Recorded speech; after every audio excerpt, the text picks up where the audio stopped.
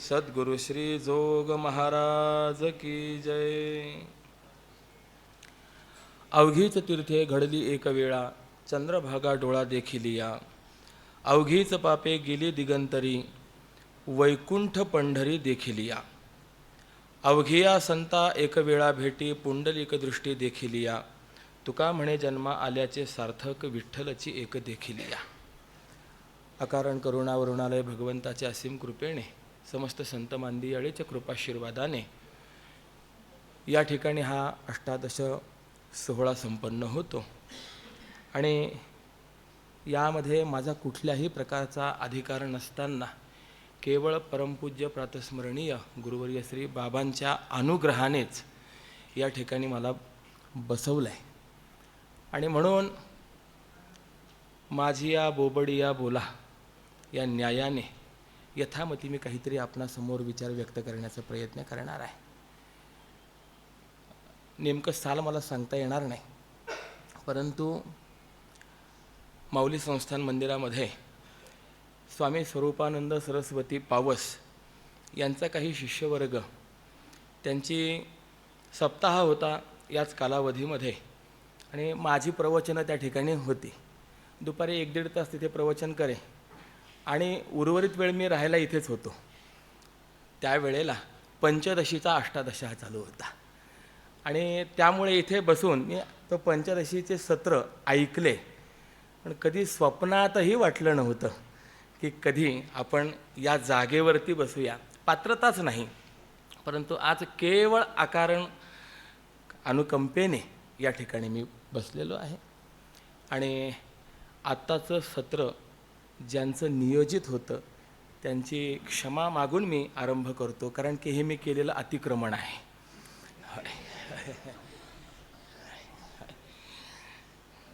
आणि अतिक्रमण हे नेहमी अनधिकृत असतं ना. अवघीची तीर्थे घडली एक वेळा, चंद्रभागा डोळा देखिलिया. तुकोबाराय या अभंगाच्या माध्यमातून आपल्याला साधनेचं एक विशिष्ट महत्त्व सांगतायत की अमुक एक साधना केल्याने सर्व प्रकारच्या साधना केल्यासारख्या होणार आहेत. अमुक एक झाल्याने आपल्या जीवनाचं सार्थक्य होणार आहे.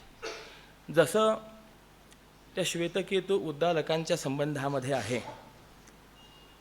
उद्दालकांनी श्वेतकेतूला प्रश्न विचारला होता की अरे बाबा, असं काय आहे जगामध्ये की जे एक जाणल्याने सर्व काही जाणल्यासारखं होणार आहे. एकेन विज्ञातेन सर्वमिदं विज्ञातम स्यात्. श्वेतकेतूला उत्तर देता आलं नाही आणि नंतर उत्तर आहे एकेन मृत्पिंडेन विज्ञातेन सर्वमिदं विज्ञातम भवती. एक माती जाणली की मातीचे असणारे जेवढे काही विकार आहेत हे सर्व विकार जाणल्यासारखे होतात, त्यांचं ज्ञान होत असतं. अधिष्ठान ज्ञान झालं की त्यानंतर त्यावरती असलेले जे काही अध्यस्त पदार्थ असतील, काय असेल, सर्वांचं तत्त्व जाणल्यासारखं होतं. त्याप्रमाणे काय केल्याने आपल्याला तीर्थयात्रा घडल्याचं पुण्य प्राप्त होणार आहे, काय केल्याने आपल्याला सर्व पापांतून मुक्त होता येणार आहे, त्याचा विचार या ठिकाणी मांडलेला आहे. अवघीच तीर्थे, अवघी हा शब्द जो आहे हा अनेक असं सांगणारा शब्द आहे, बहु असा भाव सांगणारा शब्द आहे. आणि तीर्थ आहे, इथे तीर्थे शब्द जो आहे हा बहुवचनी आहे.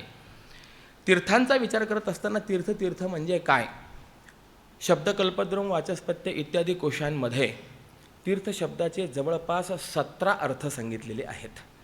आणि तीर्थ शब्दाची व्याख्या जर आपण पाहिली तर त्रुतरती पापादिकम यस्मात् तीर्थम अशी तीर्थ शब्दाची व्याख्या आहे. ज्याच्या सेवनाने, ज्याच्या अनुष्ठानाने पापातून मुक्ती प्राप्त होते त्याला तीर्थ असं म्हणा. पवित्र करणारं जे आहे ते तीर्थ आहे. आणि अशा या तीर्थाचे प्रकार जर आपण पाहिले तर अनेक प्रकार आपल्याला पाहायला मिळतात. काही दैवतीर्थ आहेत, काही मानुष तीर्थ आहेत, काही प्राजापत्य तीर्थ आहेत, काही आसुर तीर्थ आहेत आणि काही मानव तीर्थ आहेत. असे तीर्थाचे काही प्रकार सांगितलेले आहेत. या पलीकडे जर आपण जाऊन पाहिलं तर 3 प्रकार आपल्याला तीर्थाचे सांगितलेले आहेत. मानस तीर्थ आहेत, जंगम तीर्थ आहे आणि स्थावर तीर्थ आहेत. असे पुन्हा 3 प्रकार त्याच्यामध्ये आपल्याला सांगितलेले आहेत. भगवान शंकर आणि माता पार्वती यांच्या संवादामध्ये हा विचार आलेला आहे. भगवान शंकर समजावून सांगतात, ज्याच्या ज्याच्या माध्यमातून आपल्या जीवनामध्ये पवित्रता प्राप्त होईल असं जे जे काही आहे त्याला तीर्थ म्हणा. आणि म्हणून अशा मानस तीर्थांचा विचार करत असताना जवळपास 28 प्रकारच्या तीर्थांचा विचार मांडलेला आहे. सत्यम तीर्थम, दया तीर्थम, तीर्थम इंद्रिय निग्रह.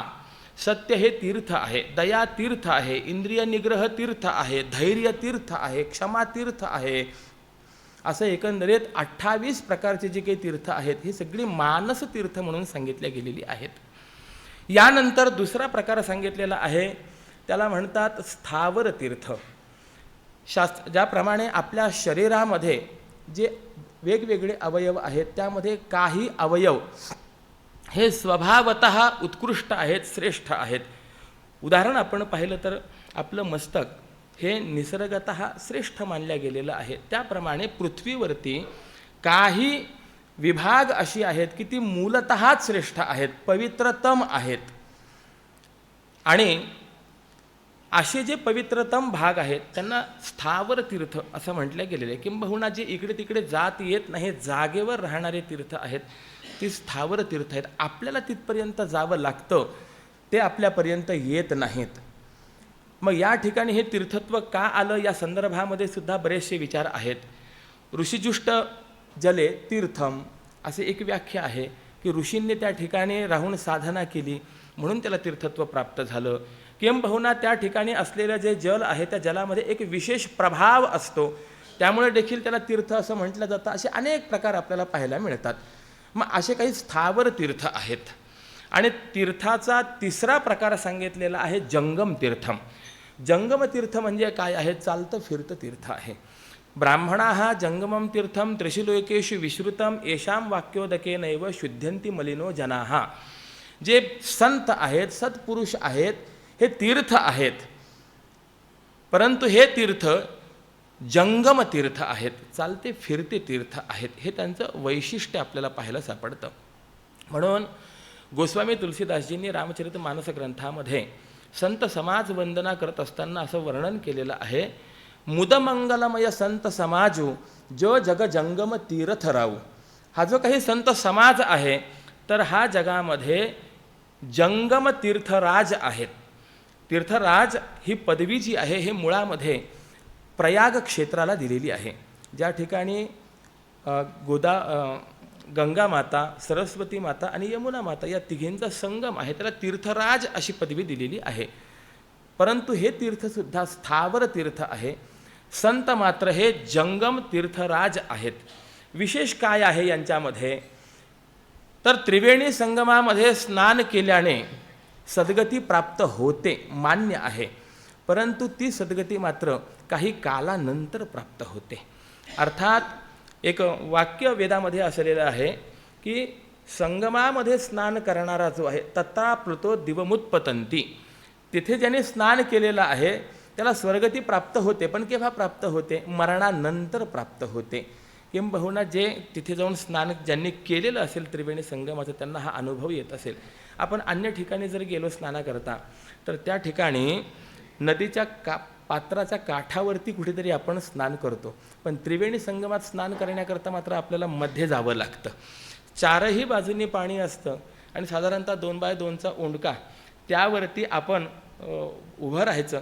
तो ओंडका आपल्या भाराने खाली जायला लागतो आणि एक विशिष्ट कमरे इतका खाली गेल्यानंतर तिथे आपण बुडी मारायची, पुन्हा वरती यायचं, असा तो तिथला विषय आहे. पण आजूबाजूला पाणी पाहिल्यानंतर मनुष्य इतका घाबरतो, ओंडका खाली जातो आणि जीव वरती जायला लागतो, अशी परिस्थिती निर्माण होते तिथे. तत्राप्लुतः दिवमुत्पतंती. तिथे ज्याने स्नान केलेलं आहे तो स्वर्गतीला प्राप्त होतो, परंतु मरणानंतर प्राप्त होतो. पण या जंगम तीर्थ राजामध्ये स्नान केल्याचं फळ काय आहे? तर मज्जन फल पेखिय तत्काला काक होई पिक बकवू मराला. या जंगम तीर्थराजामध्ये अर्थात संतरूपी तीर्थराजामध्ये स्नान केल्याने मज्जन फल पेखिय तत्काला, तत्काल त्याचं फल प्राप्त होतं. काय फल प्राप्त होतं याचा विचार स्वतंत्र आहे, तो आत्ता मी या ठिकाणी मांडत नाही. काक होई पिक बकवू मराला हे त्याचं फळ सांगितलेलं आहे. मला सांगायचं आहे काय, अवघीच तीर्थे म्हणत असताना कोणत्याही एका तीर्थाचा विचार या ठिकाणी आपल्याला करता येत नाही की अमुक एक तीर्थाचं स्नान या तीर्थाचं स्नान केल्याने किंवा हे पाहिल्याने आपल्याला प्राप्त होईल असं नाही. तर आत्तापर्यंत जेवढी काही मानव तीर्थ आहेत, राक्षस तीर्थ आहेत, दैव तीर्थ आहेत, राक्षस तीर्थ आहेत किंवा ही जी काही स्थावर जंगम आणि मानस तीर्थ आपण पाहिलेली आहेत, ही सगळी तीर्थे अवघीच तीर्थे घडली एक वेळा. एक वेळेला आपण जर चंद्रभागेचं स्नान केलं, चंद्रभागा किंबहुना केवळ डोळ्याने पाहिली तरीसुद्धा या सर्व तीर्थांचं स्नान केल्याचं फळ आपल्याला प्राप्त होतं. हे या चंद्रभागेचं वैशिष्ट्य आहे. मुळामध्ये भीमा नदी आहे, परंतु चंद्राकृती त्या ठिकाणी तिला प्राप्त झालेली असल्याकारणाने चंद्रभागा असं नाव आहे. किंबहुना पद्मपुराणात स्कंदपुराणामध्ये जे पंढरीनाथ महात्म्य दिलेलं आहे, यामध्ये अशी एक कथा पण आपल्याला पाहायला मिळते की चंद्राला सर्व देवांनी यज्ञ भागातून बहिष्कृत केलं.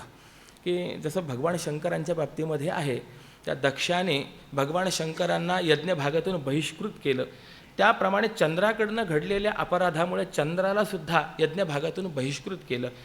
अगं चंद्राने प्रश्न विचारला की याकरता पर्याय काय करावा. देवर्षी नारदांनी सांगितलं, आपण पंढरपूर क्षेत्री जा आणि त्या ठिकाणी आपण साधना करा, आपल्याला आपला सहभाग पुन्हा प्राप्त होईल. आणि त्या पद्धतीने चंद्राने साधना केल्यावरून त्याला पुन्हा आपला भाग प्राप्त झाला. चंद्राला आपला भाग पुन्हा प्राप्त करून देणारी म्हणून तिला चंद्रभागा असं त्या ठिकाणी म्हटलं जातं. असं या चंद्रभागेचं वैशिष्ट्य की अवघीच तीर्थे घडली एक वेळा. एक वेळेला जरी चंद्रभागा पाहिली तरी ते सर्व तीर्थांचं स्नान केल्याचं पुण्य आपल्याला प्राप्त होतं. म्हणजे याचा अर्थ असा नाही आहे की बा एकच वेळेला पाहावी, कारण की बऱ्याच वेळेला असं होऊ शकते, व्यतिरेकी अर्थ एखादा मनुष्य घेऊ शकेल, एकदा पाहिलं तर सर्व होतं आहे तर मग पुन्हा पुन्हा वारंवार पाहण्याची आवश्यकता काय, असं नाही. बरं, अवघीच पापे गेली दिगंतरी, वैकुंठ पंढरी देखील या. सगळी पापं जी आहेत ही अष्टदिशांना पळून जातात केव्हा वैकुंठरूप असलेल्या पंढरीचं दर्शन झालं असताना. ही पंढरपूर नगरी कशी आहे या संदर्भामध्ये विचार करत असताना अनेक ठिकाणी सांगितलेलं आहे की भगवान महाविष्णूंच्या सुदर्शन चक्रावरती असलेली ही पंढरी आहे. काही काही क्षेत्र अशी आहेत की त्या क्षेत्रांचं वैशिष्ट्यच वेगळं आहे महाराज. काशी नगरीचा जर आपण विचार केला तर काशी नगरीसुद्धा भगवान शंकरांच्या त्रिशूळावरती असलेली नगरी आहे. आणि त्यामुळे बाकीच्या पृथ्वीकरता नियम वेगळे आहेत, परंतु काशी क्षेत्राकरता नियम वेगळे आहेत. एक उदाहरण म्हणून मी आपणास सांगून जातो. काय आहे, सामान्यतः या तीर्थयात्रेला गेल्यानंतर माणसं ज्या ज्या तीर्थक्षेत्री आपण गेलेलो आहोत त्या त्या ठिकाणावरनं तीर्थ घेऊन येतात. घरी आल्यानंतर त्याचं पूजन वगैरे करतात, अन्नदान वगैरे करतात, त्याला आपण मावंद असं म्हणतो. परंतु नियम असा आहे की काशी क्षेत्री जर आपण गेलो तर त्या ठिकाणी फक्त दर्शन पूजन वगैरे करावं. तीर्थ आणायचं असेल आपल्याला तर ते प्रयागराजावरनं तीर्थ आणावं, काशी क्षेत्रातून तीर्थ आणू नये. काशी क्षेत्रातनं दोन गोष्टी आणायच्या नसतात, एक माती आणायची नाही आणि एक तिथलं जल आणायचं नाही. आणि जर आपण ते आणलं तर विद्वद वरेण्य प्रातस्मरणीय गुरुवर्य पंडित प्रवर श्री गणेश्वर शास्त्री द्रविड यांनी दाखवलेला दाखला त्याचं प्रमाण असं, जेवढं आपण पाणी किंवा जेवढी माती आपण काशी क्षेत्रातून घेऊन येऊ तेवढं सोनं तिथे नेऊन टाकावं लागतं. हे ज्याचं सामर्थ्य असेल त्याने तिथून हवं तेवढं आणावं. सांगायचं तात्पर्य काय की त्या क्षेत्राचा विशेष महिमा आहे की नाही आहे. जसा काशी क्षेत्राचा विशेष आहे त्याप्रमाणे पंढरी क्षेत्राचा सुद्धा विशेष आहे. पंढरी क्षेत्राला भूवैकुंठ असं म्हटलं गेलेलं आहे. वैकुंठ वैकुंठ काय आपण सर्व जाणकार आहात, मी काय बोलावं. विगता कुंठा गतिर यस्मात स वैकुंठा अशी वैकुंठ शब्दाची व्याख्या आपल्याला पाहायला मिळते की आवागमन जन्म मरण ही जी काही अनर्थ परंपरा आहे ही ज्या ठिकाणी कुंठित झालेली आहे, समाप्त झालेली आहे, त्याला वैकुंठ असं म्हटलं गेलेलं आहे. पंढरी क्षेत्राचा महिमान सांगत असताना तुकोबरायांनी असंही म्हटलेलं आहे, तुका पंढरीसी गेला पुन्हा जन्मा नाही आला. याचा अर्थ जन्माभावरूप जो मोक्ष आहे तो मोक्ष या पंढरी क्षेत्रामध्ये गेल्याने मला प्राप्त झाला हा अनुभव आहे की नाही. आणि असं असल्यामुळे या पंढरी क्षेत्राला वैकुंठ असं म्हटलं गेलेलं आहे. या वैकुंठरूप असलेल्या पंढरीचं केवळ दर्शन केल्याने अवघीच पापे गेली दिगंतरी. सगळी पापं जी आहेत ही दिगंतराला जातात. आता वैकुंठरूप असलेल्या पंढरीच्या दर्शनाने पाप नष्ट होणं याच्यामध्ये कार्यकारणभाव संबंध काय आहेत हे पुन्हा एक स्वतंत्र विचाराचा विषय आहे. अवघिया संता एकवेळा भेटी पुंडलिक दृष्टी देखील या. संतांचा जर आपण विचार केला तर अनेक संत या पृथ्वीतलावरती होऊन गेलेले आहेत, परंतु या सर्व संतांचे प्रतिनिधी म्हणून जे आहेत हे पुंडलिक राय आहे. धन्य पुंडलिका बहुबरे केले निधान आणिले पंढरी आहे. आज आपणा सर्वांना भक्ती करण्याकरता, साधना करण्याकरता हे जे देवाचं स्वरूप या ठिकाणी उभं आहे हे केवळ पुंडलिक रायांची आपल्यावरती असलेली उपकार आहेत, कृपा आहे. जर पुंडलिक रायांनी देवाला जाऊ दिलं असतं तर आपल्याला साधने करण्याकरता काही साधन राहिलं नसतं. आपणा सर्वांना माहिती आहे की पुंडलिक रायाने विचार केला, जर मी देवाचं दर्शन घेतलं तर देवाच्या येण्याचं प्रयोजन परिसमाप्त झालं, मग पुन्हा देव राहील का, इथे थांबेल का? कारे पुंड्या मातलाशी उभे केले विठ्ठलाशी. पुंडलिक रायाने सांगितलं, तुमची इच्छा असेल तर मी दर्शन घ्यायला तयार आहे, परंतु मी दर्शन घेतल्यानंतर देव जाणार नाहीत असं वचन देवाकडनं घ्या, आणि हे जर तुम्हाला शक्य असेल घेतो देवाचं दर्शन. हे मात्र शक्य नव्हतं. त्यामुळे आजही आपण जर पंढरपुरी गेलो तर देव आणि पुंडलिक राय दोघेही सुद्धा पूर्वाभिमुखच आपल्याला पाहायला मिळतात. अजूनही पुंडलिक रायाने देवाचं दर्शन घेतलं नाही. पुंडलिक रायांनी हा मनाचा फार मोठेपणा दाखवलेला आहे. मी नेहमी सांगतो, एखादा महोत्सव असेल, त्या महोत्सवामध्ये पेढा वगैरे प्रसाद जर आपण दिला, पुरुष जर असेल तर हाती पडलेला तो पेढा तो लगेच स्वाहा करतो. परंतु एखादी माता माऊली असेल जिचं लहान लेकरू घरी आहे, त्या माता माऊलीच्या हातावर जर तो पेढा दिला तर ती कधीच स्वतः सेवन करत नाही.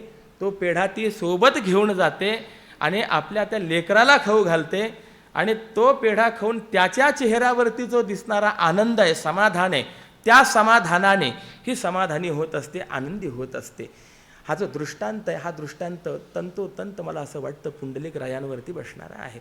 पुंडलिक रायाने विचार केला, मला दर्शन नाही झालं तरी हरकत नाही आहे, परंतु या निमित्ताने सर्वांना दर्शन झालं तर सर्वांचं कल्याण होणार आहे, म्हणून पुंडलिक रायांचं वैशिष्ट्य आहे. आणि असं पुंडलिक रायांचं महत्त्व असल्या कारणाने जेवढे आज तागायत संत झालेले आहेत या सर्व संतांचे प्रतिनिधी म्हणून पुंडलिक राय आहेत. एक पुंडलिक रायांचं दर्शन झालं की सर्वच संतांचं दर्शन झाल्यासारखं आहे. तुका म्हणे जन्मा आल्याचे सार्थक विठ्ठलची एक देखील या. जन्माला आल्याचं सार्थक्य कशामध्ये आहे तर परमात्म दर्शनामध्ये आहे. काय आहे सार्थक्य कशात मानावं या संबंधामध्ये अनेक जणांचे अनेक विचार आहेत. केचित वदंती धनहीन धनहीन जनो मनो जघन्यः. काही जण असे म्हणतात ज्याच्या जीवनामध्ये धन नाही आहे त्याच्या जीवनाला काही अर्थ नाही आहे. धन असेल तर त्याचं जीवन सफल आहे, त्याच्या जीवनाला सार्थक्य देणारी काही मंडळी आहेत. काही जण म्हणतात अरे बाबा धन असो की नसो त्याला काही महत्त्व नाही आहे, पण माणसाच्या जीवनामध्ये सद्गुण असले पाहिजे. गुण असतील तर त्याच्या जीवनाला सार्थक्य आहे, साफल्य आहे. परंतु सर्व पुराणांचे वेत्ते असलेले व्यास नारायण मात्र आपल्याला सांगतात अंतःकरणामध्ये भगवंताची भक्ती असावी आणि भगवंताचं दर्शन व्हावं. असं जर झालं तर आपल्या जीवनाचं सार्थक्य आहे, साफल्य आहे. आणि म्हणून तुकोबाराय आपल्याला सांगतात तुका म्हणे जन्मा आल्याचे सार्थक विठ्ठलची एक देखील या. असं आता पुढे सांगतात आम्ही असो निश्चिंतीने एका गुणे तुमची या दुराचारी तरले नामे घेतो प्रेमे म्हणोनी नाही तुम्हा धाव घेता कृपावंता आळस तुका म्हणे विसरू काही तुझवो आई विठ्ठले. या अभंगामध्ये भगवंताच्या अंतःकरणातील असलेले जे कारुण्य आहे हे विशेष रूपाने व्यक्त केलेलं आहे. जगद्गुरु तुकोबाराय सांगतात देवा तुझ्या ठिकाणी असलेल्या एका सद्गुणामुळे आम्ही पूर्णपणे निष्काळजी आहोत. आता गुण म्हणजे काय आहे या संदर्भामध्ये विचार जर केला तर गुण शब्दाचे सुद्धा अनेक अर्थ आपल्याकडे कोशकारांनी दिलेले आहेत. गुण शब्दाचा अर्थ दोरी पण होतो, किंबहुना कोशामध्ये गुण शब्दाचे 14 अर्थ दिलेले आहेत. आणि याच्यामध्ये स्थायी भाव हा सुद्धा एक अर्थ आपल्याला पाहायला मिळतो. हो, न्यायशास्त्राच्या दृष्टिकोनाने आपण जर विचार केला तर तर्कसंग्रहामध्ये सुरुवातीलाच विचार आलेला आहे. द्रव्य गुणकर्म सामान्य विशेषण समवाया भावा हा सप्तपदार्थ हा पदार्थांचा विचार करत असताना त्याच्यामध्ये गुण सांगितलेला आहे. तो गुण या ठिकाणी नाही. देवाच्या ठिकाणी असलेला जो काही एक स्वतःचा स्थायी भाव आहे, तुझ्या त्या स्थायी भावामुळे, तुझ्या त्या सद्गुणामुळे आम्ही निष्काळजी आहोत. कोणत्याही प्रकारची आम्हाला चिंता राहिली नाही आहे. कोणता सद्गुण आहे की दुराचारी तरले नामे घेतो प्रेमे म्हणून, की जे दुराचारी आहेत जगामध्ये, जे पापी आहेत, ते देखील तुझ्या नामाने आत्तापर्यंत उद्धरून गेले. हा तुझ्या ठिकाणी असलेला विशेष गुण आहे महाराज. म्हणून अपिचेत सुदुराचार हा भजते माम अनन्य भाग साधुरेव समंतव्य हा सम्यक व्यवस्थितो हि सहा. जरी पहिले दुराचारी असेल परंतु त्याच्या अंतःकरणामध्ये पश्चात्ताप निर्माण झाला आणि पश्चात्तापाने दग्ध होऊन त्याने जर भगवंताचं नामस्मरण केलं तर तो जो पहिला दुराचारी आहे तो सुद्धा भगवत कृपेने उद्धाराला प्राप्त होतो. हे भगवंताचं असलेलं विशेष वैशिष्ट्य आहे. काय आहे? जर पापी जो आहे त्याला देवाने आश्रय दिला नाही तर त्याला आश्रय कोण देणार, हा मोठा प्रश्न आहे की नाही. शेवटी देव कोण आहे? निराश्रयाचा जो आश्रय आहे तोच तर खरा परमात्मा आहे. आणि निराश्रयाला आश्रय जर प्राप्त होत नसेल, सर्वांकडनं तो त्यक्तच आहे, त्यालाही जर देवाने आपलंसं केलं नाही तर त्यातलं देव पण राहील काय? नाही. देवाचं वैशिष्ट्यच हे आहे. म्हणजे याचा अर्थ असा नाही की पहिले दुराचारी असावं नंतर देवाचं नाव घ्यावं, असाही त्याचा अर्थ काही होऊ शकत नाही. दुराचार करू नयेच, परंतु कदाचित दुराचार झालेला असेल, त्याची जाणीव झाल्यानंतर मग मात्र त्याने देवाचं नाव घ्यावं. काय फार सुंदर विचार आहे. आता तरी पुढे हाची उपदेश नका करू नाश आयुष्याचा. इथे जो आता शब्द जो आहे ना, हा अत्यंत महत्त्वाचा मला वाटतो. जगद्गुरु शंकराचार्यांनी ब्रह्मसूत्रावरती भाष्य लिहित असताना अथा तो ब्रह्मजिज्ञासा या सूत्रावरती अथ शब्दाचं जे चिंतन दिलेलं आहे ते फार सुंदर दिलेलं आहे. अथ शब्द हा अनेक अर्थी वापरला गेलेला आहे. मंगलानंतरारंभ प्रश्नकार्थने श्वथोश्वथ अशा वेगवेगळ्या अर्थांनी आहे. मंगलवाचकही आहे, आरंभवाचकही आहे, अनंतर्यार्थवाचक आहे, कार्थन्यवाचकही आहे, साकल्यवाचकही तो अथ शब्द आहे. मग त्या ठिकाणी अथ शब्द जो आहे, आता तरी पुढे हाची उपदेश, इथे हा आता शब्द कोणत्या अर्थी घ्यायचा तर आपल्याला निश्चितपणे सांगता येईल हा अनंतर्यार्थक या ठिकाणी घ्यायचा आहे. मग अनंतर्यार्थक घेत असताना केव्हा? मनुष्य देह प्राप्त झाल्यानंतर. आता तरी पुढे किंबहुना मनुष्य देह प्राप्त झाला आहे परंतु अजूनही हे मनुष्य देहाचं मोल काय आहे, मनुष्य देह कशाकरता प्राप्त झाला हे आम्हाला कळालं नाही, पण आता कळालं. मग कळाल्यानंतर आता तरी पुढे हाची उपदेश. किंबहुना आत्तापर्यंत आमचं आयुष्य हे पापाचरणामध्ये गेलं, दुराचरणामध्ये गेलं, परंतु आता आम्हाला त्या दुराचरणाची पापाची जाणीव झाली आणि आता जाणवलं की नाही आपण व्यवस्थित वागलं पाहिजे. मग अशी जाणीव झाल्यानंतर आता तरी पुढे मला सांगायचं काय आहे की दुराचार पहिले घडला असेल मान्य आहे, परंतु पश्चात्ताप दग्ध होऊन पुढे जर त्याने देवाचं नाम घेतलं तर दुराचारी तरले नामे. असे पापीसुद्धा जे आहे या नामाने तरल्या गेले. इथे तरले हा जो काही शब्द आहे हा पुन्हा बहुवचनीच शब्द आहे. तरला नाही आहेत तर तरले आहेत. अनंत कितीतरी आपल्याला याच्याकरता उदाहरणं आहेत. आणि असं ह्या तुझ्या नामाचं वैशिष्ट्य असल्या कारणामुळे घेतो प्रेमे म्हणून, श्रद्धापूर्वक विश्वासपूर्वक मी तुमचं नाम देवा घेतो, त्या नामाचं अनुसंधान करतो. नाही तुम्ही धाव घेता कृपावंत आळस.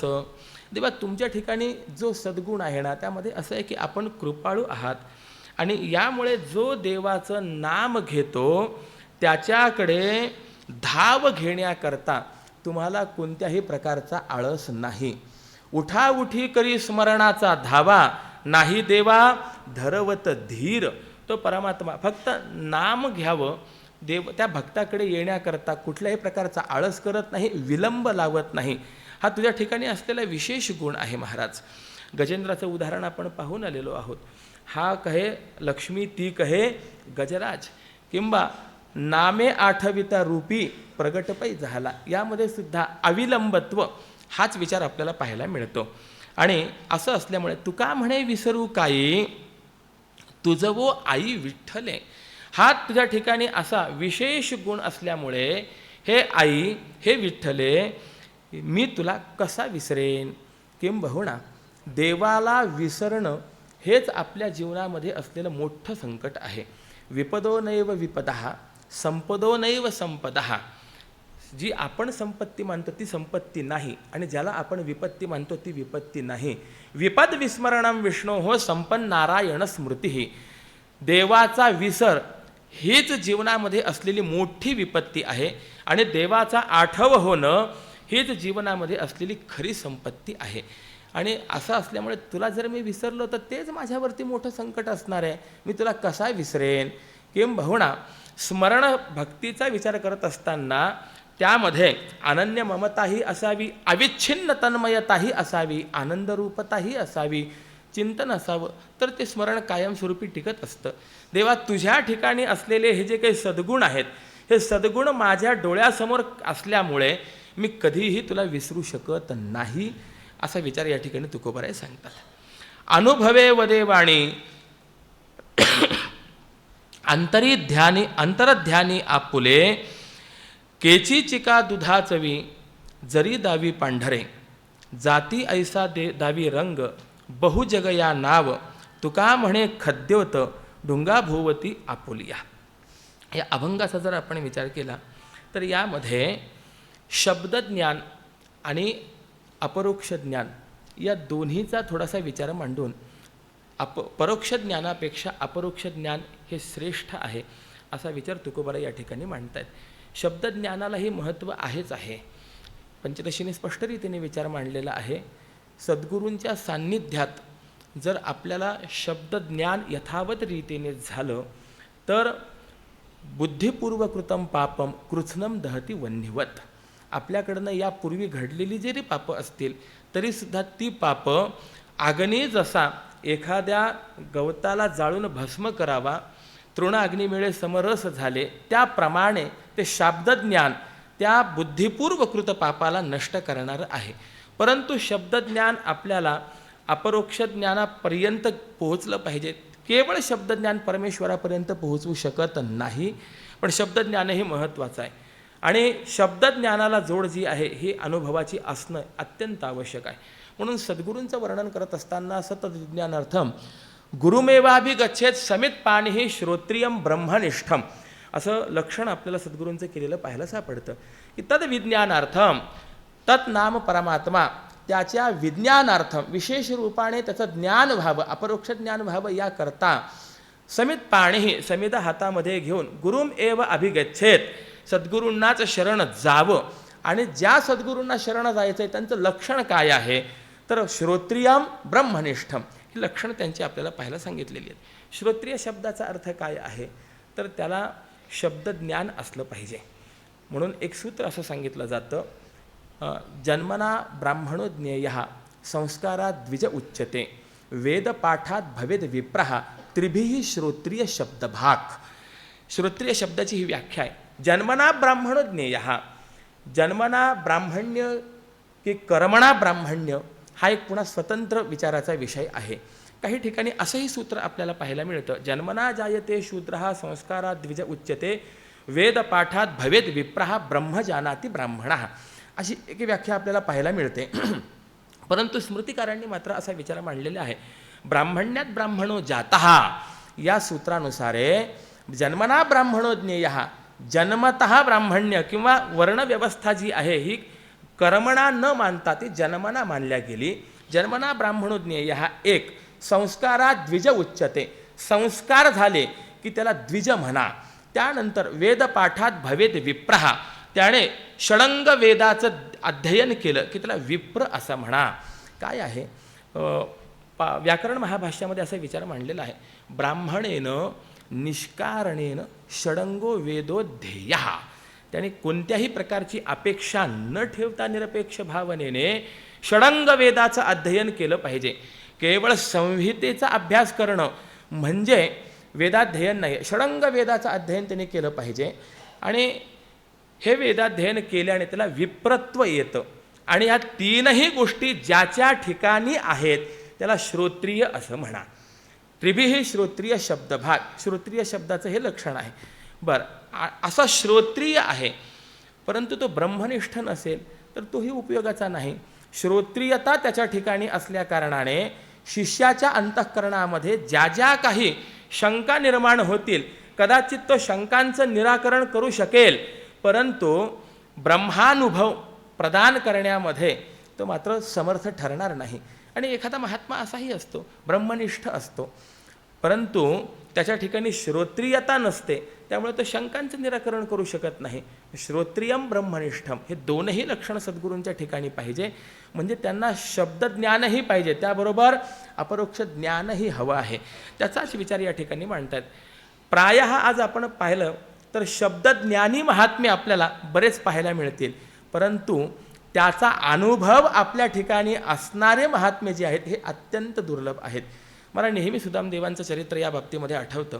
सुदामदेवांचं चरित्र ज्या वेळेला आरंभ केलेलं आहे, सुरुवातीला एक फार सुंदर वाक्य दिलेलं आहे, कृष्णस्यासी सखा कश्चित ब्राह्मणो ब्रह्मवित्तमः, असं वाक्य त्या ठिकाणी आहे.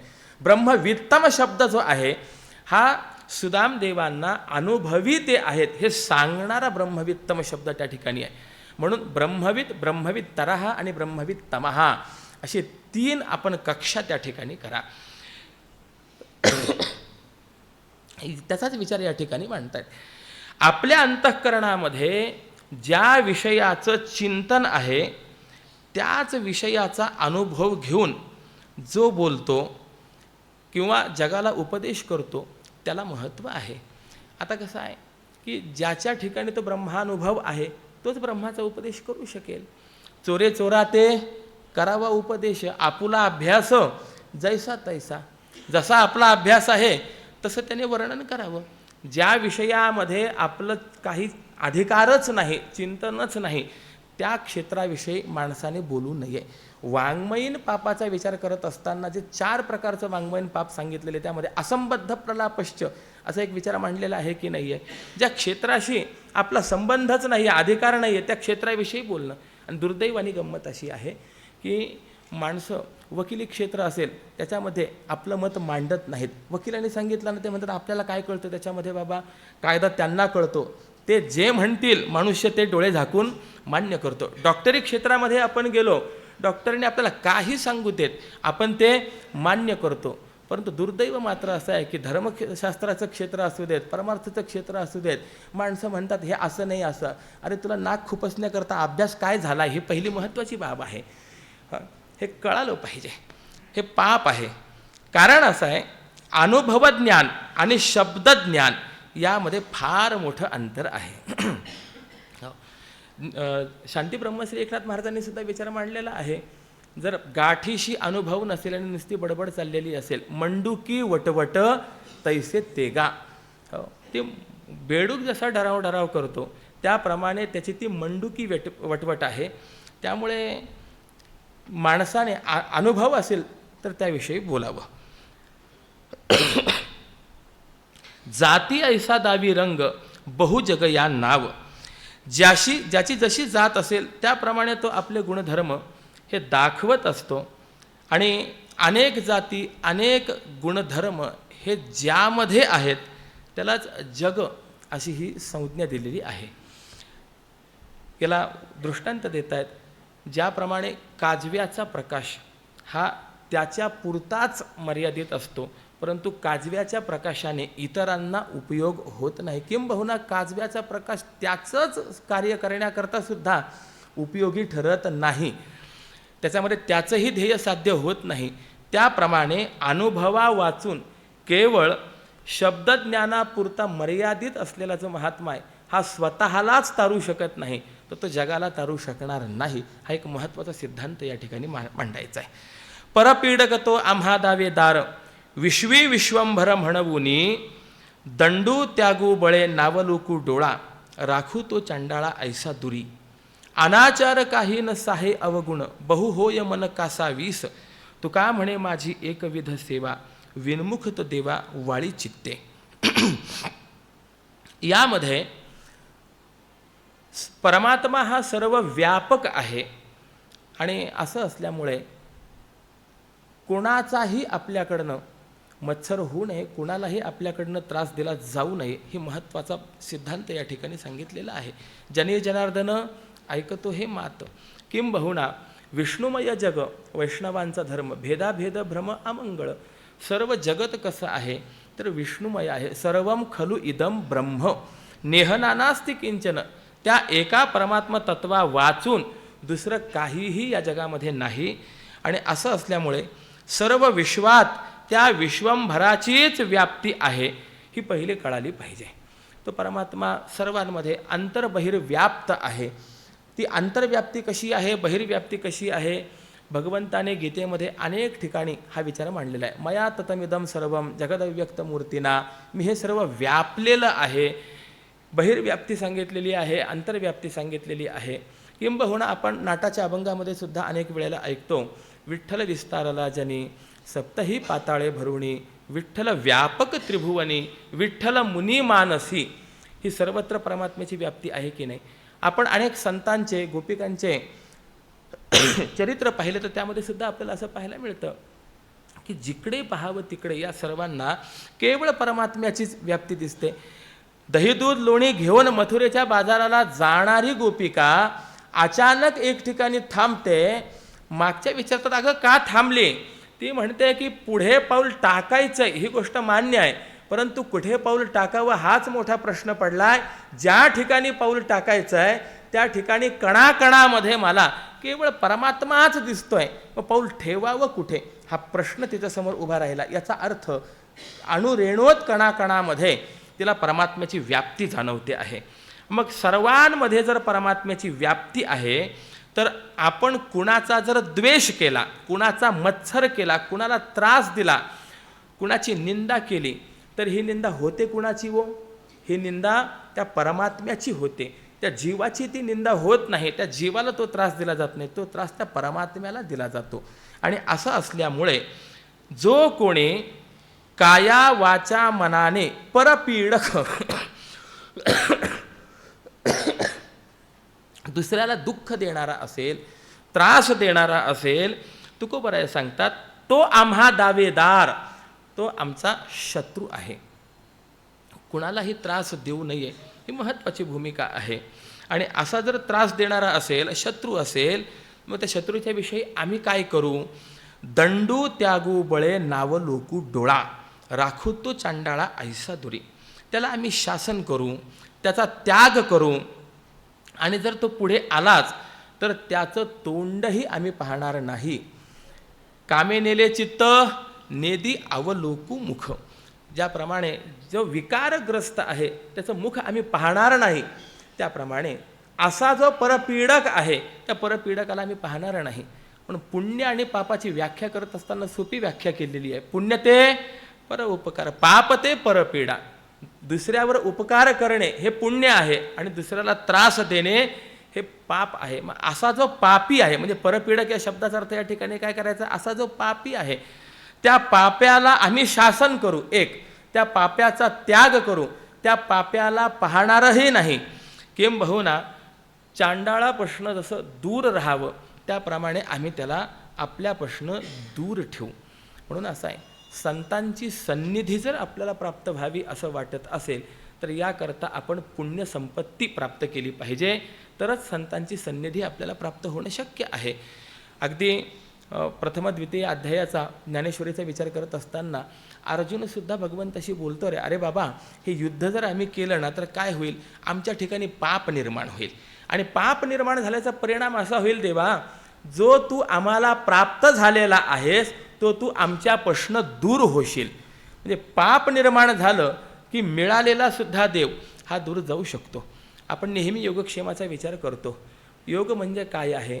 अप्राप्तस्य प्राप्तिर्योग नाही, जे मिळालेलं नाही त्याची प्राप्ती म्हणजे योग आहे. आणि प्राप्तस्य परिरक्षणम क्षेम, हा जे मिळालेलं आहे ते टिकणं, ते राखणं हा क्षेम आहे.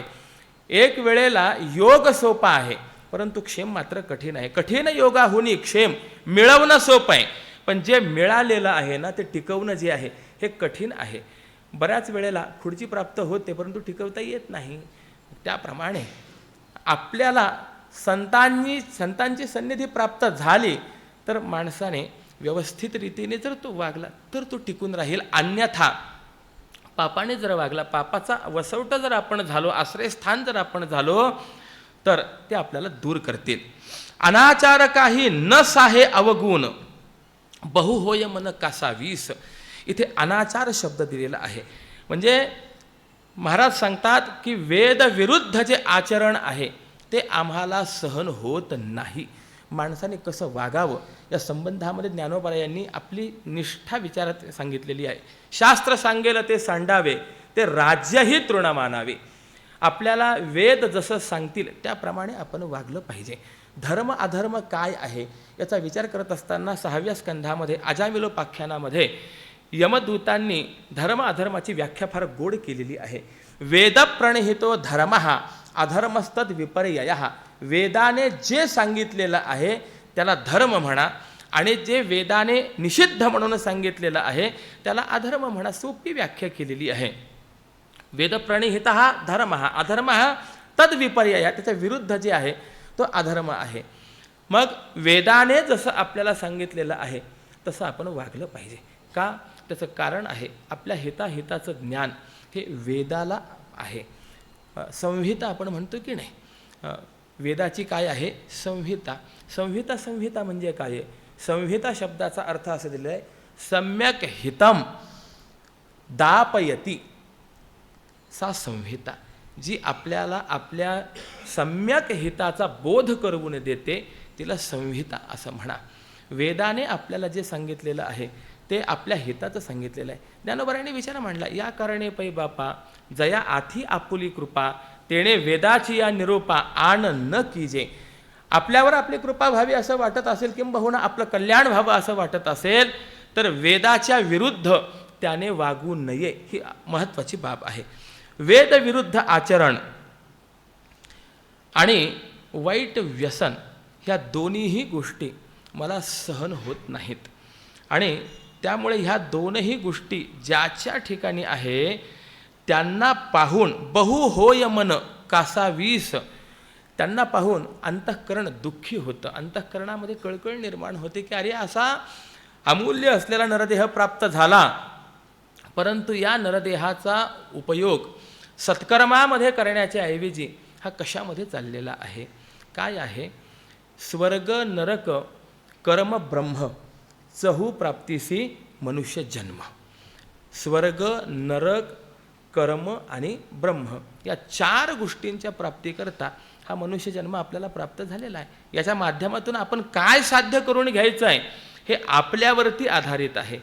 ईश्वराने आपल्याला जे दिलेलं आहे त्याचा सदुपयोग करून आपण सद्गती प्राप्त करून घेणं हे आपलं कर्तव्य आहे. पण त्याचा जर दुरुपयोग आपण करायला लागलो तर संतांना मात्र वाईट वाटतं.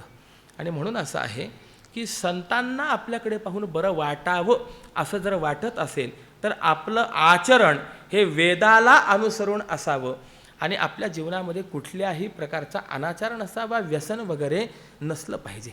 आज दुर्दैवाने असं आहे की माणसं जगन्मान्य होण्याचा प्रयत्न करतात.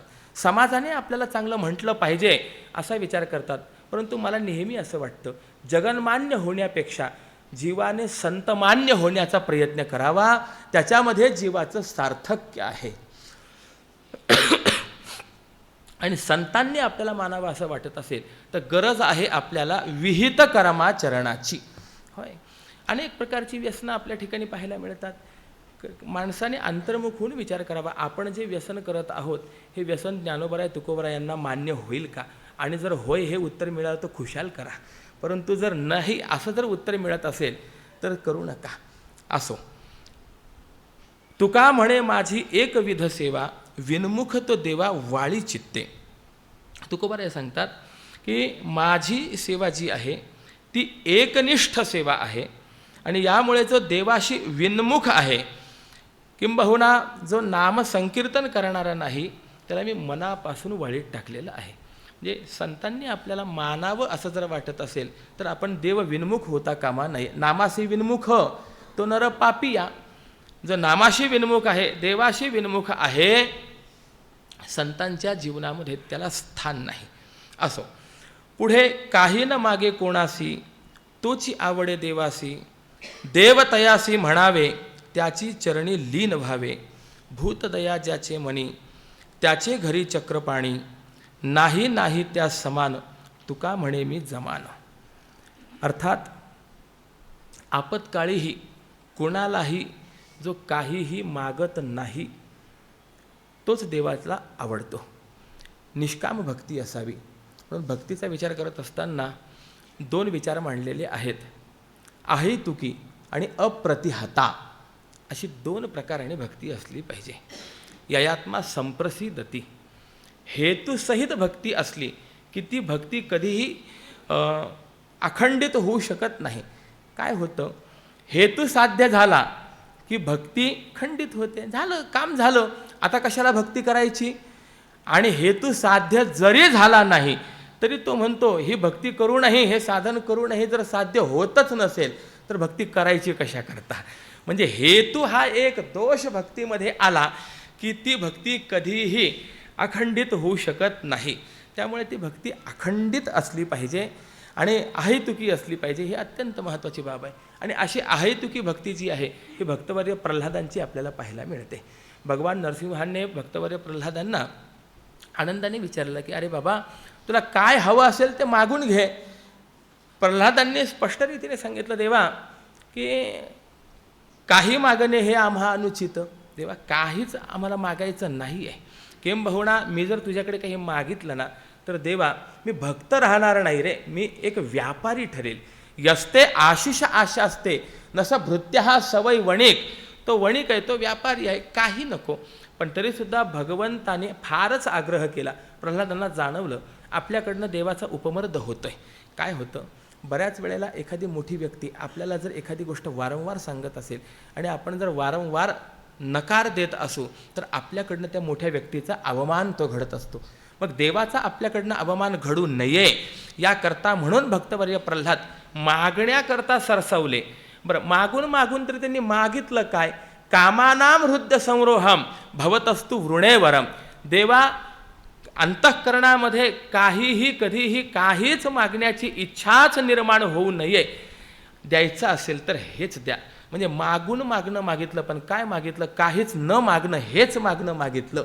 आणि अशी जी भूमिका आहे तर अशा भक्त जो आहे हा देवाला आवडणारा आहे. याचक जो आहे, याचना करणं हे देवाला आवडत नाही. की म्हणा भिक्षापात्र अवलंबणे जळो जिने लाजिरवाणे, ऐसे असो नारायणे उपेक्षिचे सर्वथा.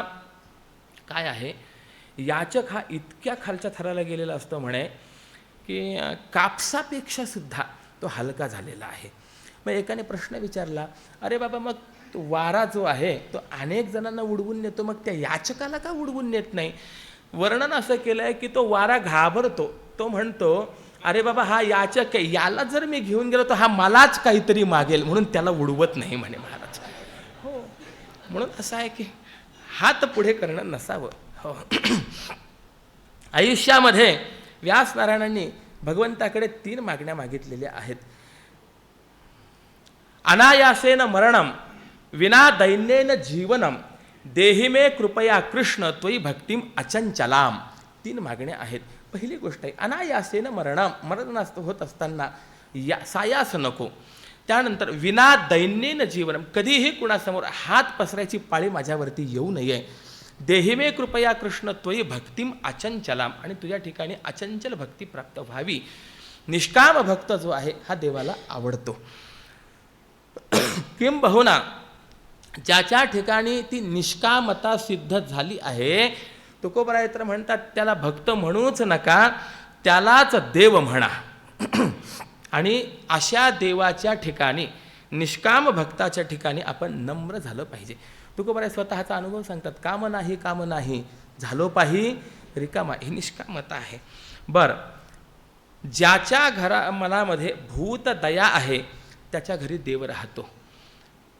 आपण दयेचा विचार करत असताना दया, क्षमा, शांती, तेथे देवाची वसती, हा अभंग जर एकंदरीत आपण पाहिला तर यामध्ये आपल्याला परिसंख्या अलंकार पाहायला मिळतो. आता परिसंख्या अलंकाराचं लक्षण वगैरे काय तो विचार मी आत्ता या ठिकाणी मांडत नाही. परंतु देव कुठे निवास करतो याचं सूत्र सांगत असताना तुकोबरायाने सांगितलं, जिथे दया आहे तिथे देव निवास करतो. दया दया काय आहे? दयेचं लक्षण देखील शास्त्रकारांनी केलेलं आहे. परे वा बंधू वर्गे वा मित्रे द्वेष्टरी वा तथा आपन्ये रक्षितव्यंतु दयैषा परिकीर्तिता. तो परका आहे की आपला आहे, मित्र आहे की शत्रू आहे, म्हणजे अर्थात आपला द्वेष करणारा आहे, याचा कोणताही विचार न करता आपन्ये रक्षितव्यंतु, ज्याला आपण पाहतोय तो जर संकटामध्ये सापडलेला असेल तर त्याला त्या संकटातनं वाचवण्याकरता केलेला जो प्रयत्न आहे त्या प्रयत्नाला, त्या क्रियेला दया असं म्हणा. बरीच जण अशी आहेत, एखादा संकटात सापडलेला असतो त्याला पाहून हळहळ व्यक्त करतात, परंतु आपल्याला कुठे इजा होऊ नये म्हणून त्याला सहकार्य करत नाही, निघून जातात. अपघात वगैरे जर झाला असेल एखाद्याचा तर मनुष्य पाहतात, हळहळ व्यक्त करतात, पण तिथे उभं राहून त्याला सहकार्य करत नाही, कारण की जो सहकार्य करायला जाईल त्याचीच पहिली चौकशी होते. आणि असं असल्यामुळे माणसं म्हणतात नको, हळहळ व्यक्त करतात, निघून जातात. असे केवळ हळहळ व्यक्त करणं जर असेल तर त्याला दया म्हणता येत नाही, परंतु हळहळ अंतःकरणात निर्माण व्हावी आणि त्याला त्या संकटातून वाचवण्याकरता क्रिया करावी, असं जर झालं तर त्याला आपल्याला दया म्हणता येतं. काय आहे परमात्मा कशा कशाने आपल्याला प्राप्त होऊ शकतो, तर याचं एक लक्षण कारण देत असताना असं सांगितलेलं आहे, दयया सर्वभूतेषु, सर्व भूतांच्या ठिकाणी दयाभाव अंतःकरणामध्ये धारण केल्याने त्या परमात्म्याची आपल्याला प्राप्ती होते. आणि असं असल्यामुळे सर्वांच्या ठिकाणी अंतःकरणामध्ये ज्याच्या ठिकाणी दया आहे त्याच्या ठिकाणी देव राहतो आणि तोच जगामध्ये श्रेष्ठ आहे. नाही नाही त्या समान, तुका म्हणे मी जमान. तुकोबराय सांगतात, अशी ज्याच्या अंतःकरणामध्ये भूत दया आहे त्याच्यासारखा जगामध्ये श्रेष्ठ कोणी नाही आहे. आणि याला साक्ष मी आहे. जगद्गुरू शंकराचार्यांनी एक प्रार्थना षटपदी नावाचं स्तोत्र लिहिलेलं आहे. या स्तोत्राच्या पहिल्या श्लोकामध्ये देवाकडे मागणी करत असताना अंतःकरणामध्ये भूतदयेचा विस्तार करा अशी मागणी आपल्याला केलेली पाहायला सापडते. अविनयमपनय विष्णो दमय मनः शमय विषय मृग तृष्णाम भूतदयाम विस्तारय तारय संसार सागरतः. हे प्रभो, आपण मला जर खरंच प्रसन्न असाल तर काय काय द्या. यामध्ये भूतदयाम विस्तारय ही जी बाब आहे ही अत्यंत महत्त्वाची बाब आपल्याला या ठिकाणी पाहायला मिळते. ज्याच्या ठिकाणी दया प्राप्त झाली तो देव झाला. नाम उच्चारिता कंठे पुढे उभा जगजेठी ऐसे धरुनिया ध्यान मने करावे चिंतन ब्रह्मादिका ध्यानानये तो हा कीर्तनाचे सोये तुका म्हणे सार घ्यावे मने हरिरूप पहावे. अर्थात वाणीने नामाचा उच्चार करताना हरी आपल्या पुढे उभा आहे अशी मनाने भावना करून नामचिंतन करावं. काय जप करत असताना जप कसा करावा याचा विचारच असा सांगितलेला आहे. ध्यायन्वयी मंत्र देवताम, ज्या देवतेचा आपल्याला जप करायचा आहे ती देवता आपल्या डोळ्यासमोर उभी राहिली पाहिजे.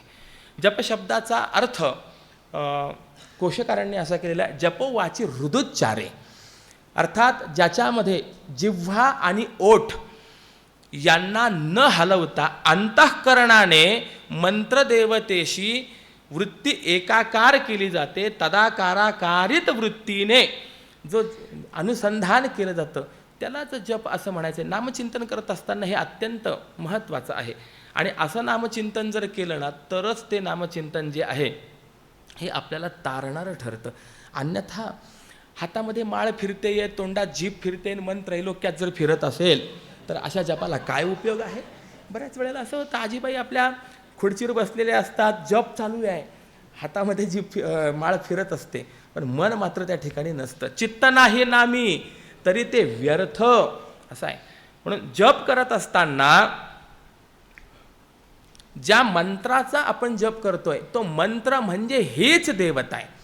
हां, मंत्र ते देवतेचं स्वरूपच आहे. बीजाक्षरांचा विचार करत असताना शास्त्रकारांनी असं सांगितलेलं आहे, त्या त्या देवतेचं स्वरूप ते त्या त्या देवतेचं बीजाक्षर आहे. अगदी उदाहरणाने मी आपणास सांगतो. गणपती बाप्पाचं स्वरूप जे आपण पाहतो ते समोर डोळ्यासमोर ठेवा आणि गम हे जे काही अक्षर आहे हे आपल्यासमोर घ्या. तो गकारामध्ये असलेला जो काही वळण घेतलेला भाग आहे तो म्हणजे गणपती बाप्पाची सोंड वगैरे आपल्याला पाहायला मिळेल. जो काही काना आहे तो म्हणजे गणपती बाप्पाचा कबंध आहे. वरती असलेला जो अनुस्वार आहे तो अनुस्वार म्हणजे गणपती बाप्पाचं मस्तक आहे. आता डोळे बंद करून आपण एका बाजूला गणपतीचं स्वरूप आणि एका बाजूला हे अक्षर जर आपण पाहिलं तर या अक्षरामध्येच आपल्याला गणपती बाप्पाचं स्वरूप पाहायला मिळेल. मंत्र असे आहेत. आता हे मी उदाहरण म्हणून आपणास सांगितलं आहे. अशा प्रत्येक देवतेचा आपण विचार जर केला तसंच आहे. अगदी कृष्ण आपण जर पाहिलं तर भगवान श्रीहरी आपण पाहतो वेणुवादन करतायत. एक त्रिभंगी देहुडा ठाण मांडून या पाये माये, एक पाय त्यांचा असा वक्र आहे. अशा रीतीने भगवान श्रीकृष्ण उभे आहेत. ते एक स्वरूप आपल्या डोळ्यासमोर आपण धारण करा आणि दुसऱ्या बाजूला क्रू हे अक्षर आपण बघा. मध्ये असलेला जो काही काना आहे, उभी रेष आहे, ते म्हणजे भगवान श्रीहरी आहेत. यानंतर दोन्ही बाजू असलेल्या ज्या काही वाट्या आहेत त्या वाट्या म्हणजे भगवान श्रीहरीचे ते 2 हात आहेत. वरती गेलेलं जी काही ती दांडी आहे ते भगवान श्रीहरीचं मस्तक आहे आणि त्या कला खाली दिलेला जो काही तो रुकार आहे तो म्हणजे भगवान श्रीहरीचा तो असलेला त्रिभंगीत वाकडा असलेला पाय आहे. हे स्वरूप जर आपण पाहिलं तर क्रू या अक्षरातूनच आपल्याला भगवान श्रीकृष्ण प्रगट झालेले दिसतात की नाही असं आहे. म्हणजे नाम उच्चारण करत असताना जे नाम आपण उच्चारण करत आहेत ते उपास्य दैवत ते स्वरूप जे आहे ते आपल्या डोळ्यासमोर आपल्याला दिसावं आणि त्या स्वरूपाशी तदाकाराकारित होऊन त्या नामाचं चिंतन करावं तर ते नामचिंतन आहे. किंबहुना बऱ्याच वेळेला असं होतं मनुष्य जप करतो पण जप करत असताना ते मोजण्याच्याकडे त्याचं लक्ष असतं. बरोबर आहे की नाही. जर एक वेळेला नाम उच्चारलंय मणी ओढण्याकडे जर त्याचं लक्ष असेल म्हणजे भान जर तिकडे असेल तर मला प्रश्न विचारायचा आहे, नामामध्ये आपली वृत्ती तदाकाराकारी झाली असं म्हणता येईल का? मी नेहमी असं म्हणतो की नाम चिंतन करत असताना एक क्षण असा यावा की हातात माळ आहे, मणी आपल्याला ओढायचा आहे हे सुद्धा विसरून जावं आणि केवळ नामाच्या आकारानेच आपण आकारित व्हावं. असं जर झालं तर ते नामचिंतन खरं घडेल. ऋतुच्चारे म्हणत असताना हा भाव जो आहे मला असं वाटतं ध्यायन्वय मंत्रदेवताम, त्या देवाचं स्वरूप आपल्या डोळ्यासमोर असावं. नामचिंतन आपण केलं पाहिजे. नाम उच्चारिता कंठी पुढे उभा जगजेठी. इथे कंठी म्हणत असताना कंठ हाच अर्थ घ्यायचा नाही आहे, लक्षणेने अंतःकरणाने असा अर्थ त्या ठिकाणी घ्यायचा आहे. ऐसे धरोनी या ध्यान मने करावे चिंतन. आत्ता जसा मी आपणाचा भाव सांगितला तसं ध्यान अर्थात सातत्याने अनुसंधान धारण करून ते नामचिंतन केलं पाहिजे. ब्रह्मादिका ध्याना नये तो हा कीर्तनाचे सोये. जर ब्रह्मादिक देवांच्याही ध्यानाला विषय होत नाही असा तो परमात्मा या नामसंकीर्तनाच्या योगाने सहज प्राप्त होतो. काय होतं, ज्याचं नाम आपण घ्यावं ते नाम असं आहे की पहिले अंतःकरणातील सगळे विकार नष्ट करत करत त्या नामधारकाला नामस्वरूप बनवतं. एक चिंतन असं दिलेलं आहे, विष्णोर नामैव पुंसाम शमलमपुन दत्त पुण्यमुत्पादयच्च. या श्लोकामध्ये असं चिंतन दिलेलं आहे की ते देवाचं नाम पहिले विकार घालवतं, त्यानंतर अंतःकरणामध्ये विवेक वैराग्य इत्यादी निर्माण करतं, गुरुभक्ती निर्माण करतं आणि असं ते करत करत तेच नाम त्या जीवाला ब्रह्मस्वरूपता सिद्ध करून देतं आणि ती ब्रह्मस्वरूपता सिद्ध करूनही ते नाम पुन्हा शिल्लक राहतं. हे नामाचं वैशिष्ट्य आपल्याला सांगितलेलं आहे. म्हणून ब्रह्मादिकांच्याही ध्यानाचा विषय न होणारा तो परमात्मा, पण जर आपण नामचिंतन करीत राहिलो तर तो नामधारक नामी स्वरूप होतो. हे त्या नामाच्या ठिकाणी असलेलं सामर्थ्य आहे. आणि असं असल्यामुळे तुका म्हणे सार घ्यावे मने हरिरूप पाहावे. सर्व साधनांचं सार असलेलं जे नाम आहे ते नाम आपण घेतलं पाहिजे, त्या हरिनामाचं आपण चिंतन केलं पाहिजे आणि आपण हरिरूप आहोत अशी भावना ही अंतःकरणामध्ये धारण केली पाहिजे. अहमग्रह ध्यान जे सांगितलेलं आहे त्याचं चिंतन करीत नामसाधना करावी, असा एक याचा अर्थ आपल्याला करता येऊ शकेल. किंबहुना मनाने सारभूत असलेल्या हरिनामाचं चिंतन करावं. हरिनाम सार जिव्हा या नामाची. हे हरिनाम कसं आहे तर सर्व साधनांचं सार आहे. म्हणजे एक ठिकाणी हरिसार आहे असंही आपल्याला म्हणता येईल आणि एक ठिकाणी हरीचं नाम सार आहे असंही म्हणता येईल. मग दोन्ही दृष्टिकोनातून आपल्याला विचार करता येईल. सारभूत असलेला जो हरी आहे त्याचं मनाने चिंतन करावं, हाही एक अर्थ आहे. किंबहुना सारभूत असलेलं जे नाम आहे त्याचं मनाने चिंतन करावं आणि डोळ्याने हरीचं सगुण रूप पाहावं, वाणीने हरीचं नाम घ्यावं. अशा रीतीने ही साधना आपल्याला तुकोबरायांनी या अभंगामध्ये सांगितली आहे असं एक माझ्या अल्पबुद्धीला जाणवतं. असं आडलिया जना होसी सहाकारी, आंधळिया करी काठी तूची, आडिले गांजिले पिडिले संसारी, त्याचा तू कैवारी नारायणा. प्रल्हाद महासंकटी रक्षिला, तुम्ही अपंगिला नाना परी, आपुलेनी अंग तुम्ही ओढविले त्याचे, निवारिले महादुःख. तुका म्हणे तुझे कृपे पार नाही, माझे विठाबाई जननी आहे. आता भगवंताच्या ठिकाणी असलेला जो काही कृपालुता गुण आहे त्याचा पुन्हा विचार या ठिकाणी मांडतात की देवा, जे कोणी भक्त संकटामध्ये सापडलेले आहेत त्या सर्वांना सहकार्य करणारा तूच आहेस. एक लक्षात घेण्यासारखी बाब आहे, ज्या वेळेला जीव हा आगतिक होतो त्यावेळेला त्या जीवाला सहकार्य करणारा कोण आहे? केवळ परमात्मा आहे. ऐशी कृपावंत कोण, माझ्या विठाई वाचून. कितीतरी आपल्याला उदाहरणं देता येतील. अगदी जगद्गुरू तुकोबरायांच्या जीवनचरित्रातला प्रसंग आहे. महाराज डोंगरावरती भजन करीत होते आणि महाराजांकरता आईसाहेब भाकरी वगैरे शिदोरी घेऊन चाललेल्या होत्या आणि पायामध्ये काटा मोडल्या गेला, आगतिक झाल्या. अशा परिस्थितीमध्ये तो काटा काढण्याकरता पायाला वस्त्र गुंडाळून महाराजांपर्यंत आईसाहेबांना पोहोचण्याकरता सहकार्य करणारा हा कोण आहे?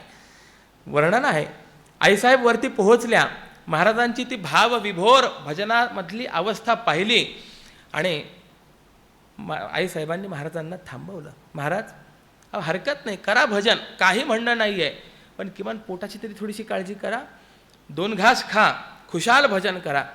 तुकोबरायांना हे आनंद झाला आणि भोजनाकरता प्रवृत्त झाले. भोजन करता करता तुकोबरायांचं लक्ष आईसाहेबांच्या त्या पायाकडे गेलं आणि प्रश्न विचारला, आवडे काय झालं ग हे? आईसाहेबांनी सांगितलं, अहो काय सांगता, वरती येता येता पायात काटा मोडला, पाय हलवता येईना, पण एवढ्यामध्ये कोणीतरी एक जण आला आणि त्याने काटा काढला, हे फडकं बांधलं आणि म्हणून मला तुमच्यापर्यंत येता आलं. तुकोबराय मनात विचार करायला लागले, ज्या वेळेला ही आगतिक झाली त्यावेळेला हिला सहकार्य करण्याकरता येणारा कोण आहे? तो परमात्म्याशिवाय दुसरा कोणीच नाही आहे. म्हणून त्या फडक्याकडे ज्या वेळेला सूक्ष्म नजरेने पाहिलं, लक्षात आलं हा सामान्य चिंधी नाही आहे, हा देवाचा पितांबर आहे. आणि तुकोबरायांच्या डोळ्यात पाणी आलं.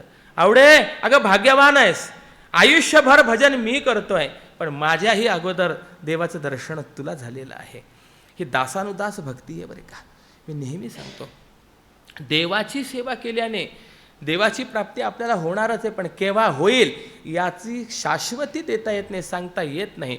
परंतु जे भगवंताचे भक्त आहेत त्यांची सेवा जर आपल्याकडनं घडली तर भगवंताची प्राप्ती ही अविलंबे होते, यामध्ये संशय नाही आहे. किंबहुना गजेंद्राची कथा आपण पाहतो. गजेंद्राने भगवंताचा धावा केला, पण आलेल्या देवाने सुदर्शन चक्राच्या माध्यमातून पहिला उद्धार कोणाचा केला? हो, त्या मगराचा केला, नकराचा केला. मग गजेंद्राचा उद्धार आहे. प्रश्न असं निर्माण होतो, त्या नकराने देवाला बोलावलंही नाही, काहीच केलं नाही, धावा केला तो गजेंद्राने केला. मग उद्धार गजेंद्राचाच करायला हवा होता, त्या नकराचा उद्धार करण्याची गरज काय? बरं केला तरी गजेंद्रानंतर करायचा, अगोदर करण्याचं कारण काय? देवाने सांगितलं, गजेंद्र माझा धावा करणारा भक्त आहे आणि माझ्या भक्ताचा पाय याने धरला, म्हणून पहिले त्याचा उद्धार आहे. महाराज 1000 वर्ष गजेंद्र त्या ठिकाणी अडकून पडलेला होता. सांगायचं तात्पर्य मला काय आहे, ज्या वेळेला कोणताही जीव आगतिक होतो त्यावेळेला त्या जीवाला सहकार्य करणारा कोण आहे?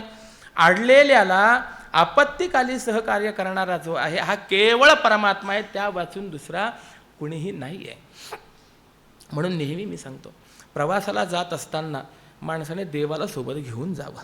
देवाला सोबत घेऊन जायचं म्हणजे काय, माणसं काय करतात, बरेच जण असे आहेत, कथेला जरी गेले, कीर्तनाला जरी गेले तरीसुद्धा एका पेटीमध्ये देव सोबत घेऊन जातात.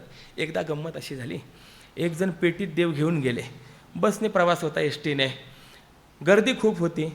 मग देव कुठेतरी सुरक्षित ठेवावे म्हणून वरती कप्प्यामध्ये त्यांनी देव ठेवले. आता ज्या ठिकाणी उतरायचं होतं गर्दी होती, याने हातात जवळ असलेली बॅग घेतली आणि हा खाली उतरला, हा खालीन देव वरती. हो, असं जर देव सोबत घेऊन जायचं असेल तर काय उपयोग आहे? नाही. देव आपला सहकारी आहे, मान्य आहे, त्या देवाला हृदय पेटीमध्ये सोबत घेऊन जावा, ही फार महत्त्वाची बाब आहे. म्हणून त्या रामरक्षा स्तोत्रामध्ये असं वर्णन आहे, आत्तसज्ज धनुषा विशुस्पृशा वक्षया शुगनिशंग संगिनव रक्षणाय मम राम लक्ष्मणा वग्रतः पथि सदैव गच्छता.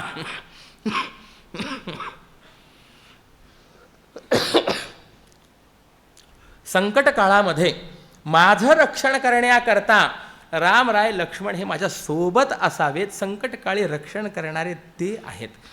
देवा, जे भक्त संकटात सापडतात त्यांना सहाय्य करणारा तू आहेस.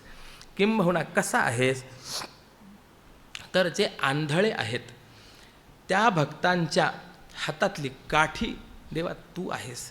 तूच त्यांना काठीसारखा उपयोगी पडतोस, अर्थात मार्गदर्शन करतो. प्रत्येकाला मार्गदर्शन करणारा देव आहे. किंबहुना आडिले गांजिले पिडिले संसारी त्यांचा तू कैवारी नारायणा. नारायणा, जे संकटात सापडले, जे रोगाने पिडले, शत्रूंनी गांजले, या सगळ्यांचा कैवारी तू आहेस. व्याधी नष्ट होण्याकरता जसा औषधांचा उपयोग होतो तसा भगवंत चिंतनाचाही उपयोग होत असतो. नामस्मरणाने व्याधी नष्ट होतात.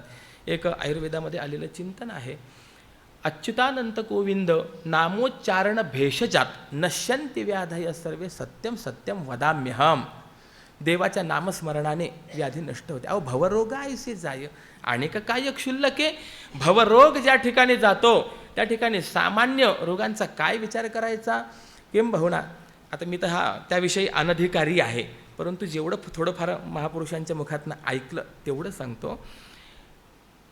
आयुर्वेदामध्ये असं वर्णन आलं आहे की पूर्वजन्मकृतं पापम व्याधिरूपेण बाधते तत्शांती औषधैही दानैही जपहोम सुरार्चनैही. पूर्वजन्मामध्ये केलेलं जे पाप आहे ते आपल्याला या जन्मामध्ये व्याधिरूपाने बाधा करतं. मग त्या व्याधीच्या नाशाकरता काय काय केलं पाहिजे तर आयुर्वेदाने दिलेलं त्याला उपाय असे आहेत, तत्शांती औषधैही 1, दानैही 2, जप म्हणजे नामचिंतन, त्यानंतर होम हवन आणि सुरार्चनैही देवता पूजन. या 5 उपायांनी त्या व्याधीचा नाश होत असतो. तुकोबरा हेच या ठिकाणी सांगतायत, देवा जे रोगाने पिडलेले आहेत ना त्यांना औषधांनी जो उपाय प्राप्त होणार नाही तो या नामाने होतो. किंबहुना 1 कोटी नामचिंतन करत गेलात की कुंडलीतील एकेका स्थानाची शुद्धी होत जाते. पहिलं स्थान ज्योतिषशास्त्राने कुंडलीतलं तनुस्थान सांगितलेलं आहे, त्याला तनु म्हणतात. तनु या शब्दाचा अर्थ आपलं शरीर आहे. 1 कोटी नामजप केला तनुस्थानाची शुद्धी. 6वं स्थान कुंडलीतलं हे व्याधी स्थान सांगितलेलं आहे. 6 कोटी नामजप जर झाला व्याधी नष्ट होते. म्हणून तुझं नामचिंतन जे करतात त्यांना रोगातून मुक्त करणारा देवा तूच आहेस. प्रल्हादावर आघात होताना स्वतः आपण पुढे झालात आणि त्या प्रल्हादावर होणारे जे आघात आहेत ते तू आपणावरती घेतले आणि त्याच्या महादुःखाचं निवारण केलं. आम्हा घाली पाठीकडे आपण कळी काळाशी भिडे. हे वर्णन जर आपण पाहिलं तर हे भक्तवर्य प्रल्हादांकडे लागू होतं. किंबहुना मागे पुढे उभा राहे सांभाळीत आली आघात निवाराया. अर्जुनाच्या बाबतीमध्ये जर आपण पाहिलं तर देव अर्जुनाच्या मागेही उभे राहिले आणि पुढे उभे राहिले. द्रौण्यस्त्रतश्चास्म हरेभी रक्षिताहा. कुंती मातेने जी काही भगवंताची प्रार्थना स्तुती केलेली आहे प्रथम स्कंदामध्ये, यामध्ये वर्णन केलेलं आहे की या युद्धामध्ये अनेक महारथी होते. त्या महारथ्यांनी जे अस्त्र चालवले या अस्त्रांपासून माझ्या मुलांचं रक्षण देवा करणारा तू आहे. अर्जुनाला आपल्या पाठीमागे ठेवलं आणि देवाने आपल्या तेजाने त्या सर्व अस्त्रांचा जो प्रभाव आहे तो रोखून धरला देव आहे. तुका म्हणे तुझे कृपे पार नाही, माझे विठाबाई जननीये. आणि असं असल्यामुळे खरोखर हे परमात्मन, हे माते, तुझ्या कृपेला कुठल्याही प्रकारचा अंतपार नाही, त्याचा पार लागू शकत नाही, अशी तुझी अनंत कृपा आहे. असो तपासी ते मन करू पाहे घात, धरोणी सांगात इंद्रियांचा, म्हणून कीर्तन आवडले मज, सांडोनिया लाज हेची करी, पाहता आगम निगमांचे ठाव, तेथे नाही भाव एकविध, तुका म्हणे येथे नाही व विकार, नाम एक सार विठोबाचे. परमेश्वराची प्राप्ती करून घेणं हे आपलं परम लक्ष्य आहे, मान्य आहे. परंतु ते करत असताना अनेक मार्ग आहेत. आता 6 दिवस त्यावरतीच विचार झाला. कर्ममार्ग आहे, ज्ञानमार्ग आहे, योगमार्ग आहे. पण भक्तीचा विचार करत असताना देवर्षी नारदांनी तेच विचार सांगितला, असा तू कर्म ज्ञान योगेभ्यप्यधिकतरा. मग बाकीची साधनं करत असताना काय काय अडचणी येतात त्याचा विचार जो देवर्षी नारदांनी व्यक्त केला तोच विचार तुकोबाराय या ठिकाणी व्यक्त करतात. निळोबारायांनी सुद्धा वर्णन केलंय, नाना साधनांच्या केल्या खटपटा, परित्यानपवती व याच्या दारवंठा. अनेक साधनं आम्ही करून पाहिले, पण प्रत्येक साधनामध्ये काहीतरी अडचण आली. काय काय अडचण आली, जसं तिथे निळोबारायांनी वर्णन केले तसं तुकोबाराय या ठिकाणी वर्णन करतात. निळोबाराय म्हणतात, करिता तपे काम क्रोध खवळती. त्याप्रमाणे तुकोबाराय सांगतात, तपासी ते मन करू पाहे घात, धरोणी सांगात इंद्रियांचा. देवा, तुझी प्राप्ती व्हावी याकरता तपश्चर्या करावी, स्वरूपाची या प्रसरा, लागी प्राणेंद्रिय शरीरा, आटणी करणे जे वीरा तेची तप. स्वरूपाचा प्रसार व्हावा याकरता म्हणूनच तपश्चर्या सांगितलेली आहे. परंतु तपश्चर्या करायला जावं तर हे मन असं आहे ते इंद्रियाच्या संगतीला प्राप्त होऊन, म्हणजे विषयेंद्रिय संयोगाने ते घात करू पाहतं, कामक्रोधादी विकार निर्माण करून ते तपश्चर्येपासून भ्रष्ट करतं. त्या जाजली ऋषींची कथा महाभारतामध्ये आलेली आहे. तपश्चर्या केली आणि त्यामुळे त्यांच्या ठिकाणी क्रोध निर्माण झाला, तपाने सिद्धी प्राप्त झाली. बगळीकडे पाहिलं आणि ती जळून भस्म झाली. मग पुढे त्या एका पतिव्रतेकडे पाहिलं आणि तिने सांगितलं, मी काही तुमच्या अशा क्रोधदृष्टीने जळून भस्म होण्याकरता काही बगळी नाही आहे. हां, हे पाहायला लागलं, अरे ते तिकडे घडलेलं इकडे कसं काय कळालं. त्यावेळेला काही TV नव्हते, टेलिफोन नव्हते. तिने सांगितलं, हे मला कसं कळालं, हे जर तुम्हाला जाणून घ्यायचं असेल तर पुढे तुलाधार नावाचं वैश्य त्याच्याकडे जा, तुम्हाला कळेल. कशी ती सगळी संगती मला इथे सांगायची नाही आहे. मला फक्त एवढंच सांगायचं आहे, तपश्चर्या केली, तीर्थयात्रा केली, परंतु परिणाम काय झाला, अंतःकरणामध्ये क्रोधादी विकार निर्माण झाले. ही मोठी अडचण आहे. बरं, आणि अजून काय होतं तर पाहता आगम निगमांचे ठाव, तेथे नाही भाव एकविध. वेदशास्त्राचा विचार जर केला तर त्याचं तात्पर्य नेमकं कशामध्ये आहे हेच कळत नाही आहे. वेदाचं चिंतन असं आहे की अत्यंत गूढ आहे.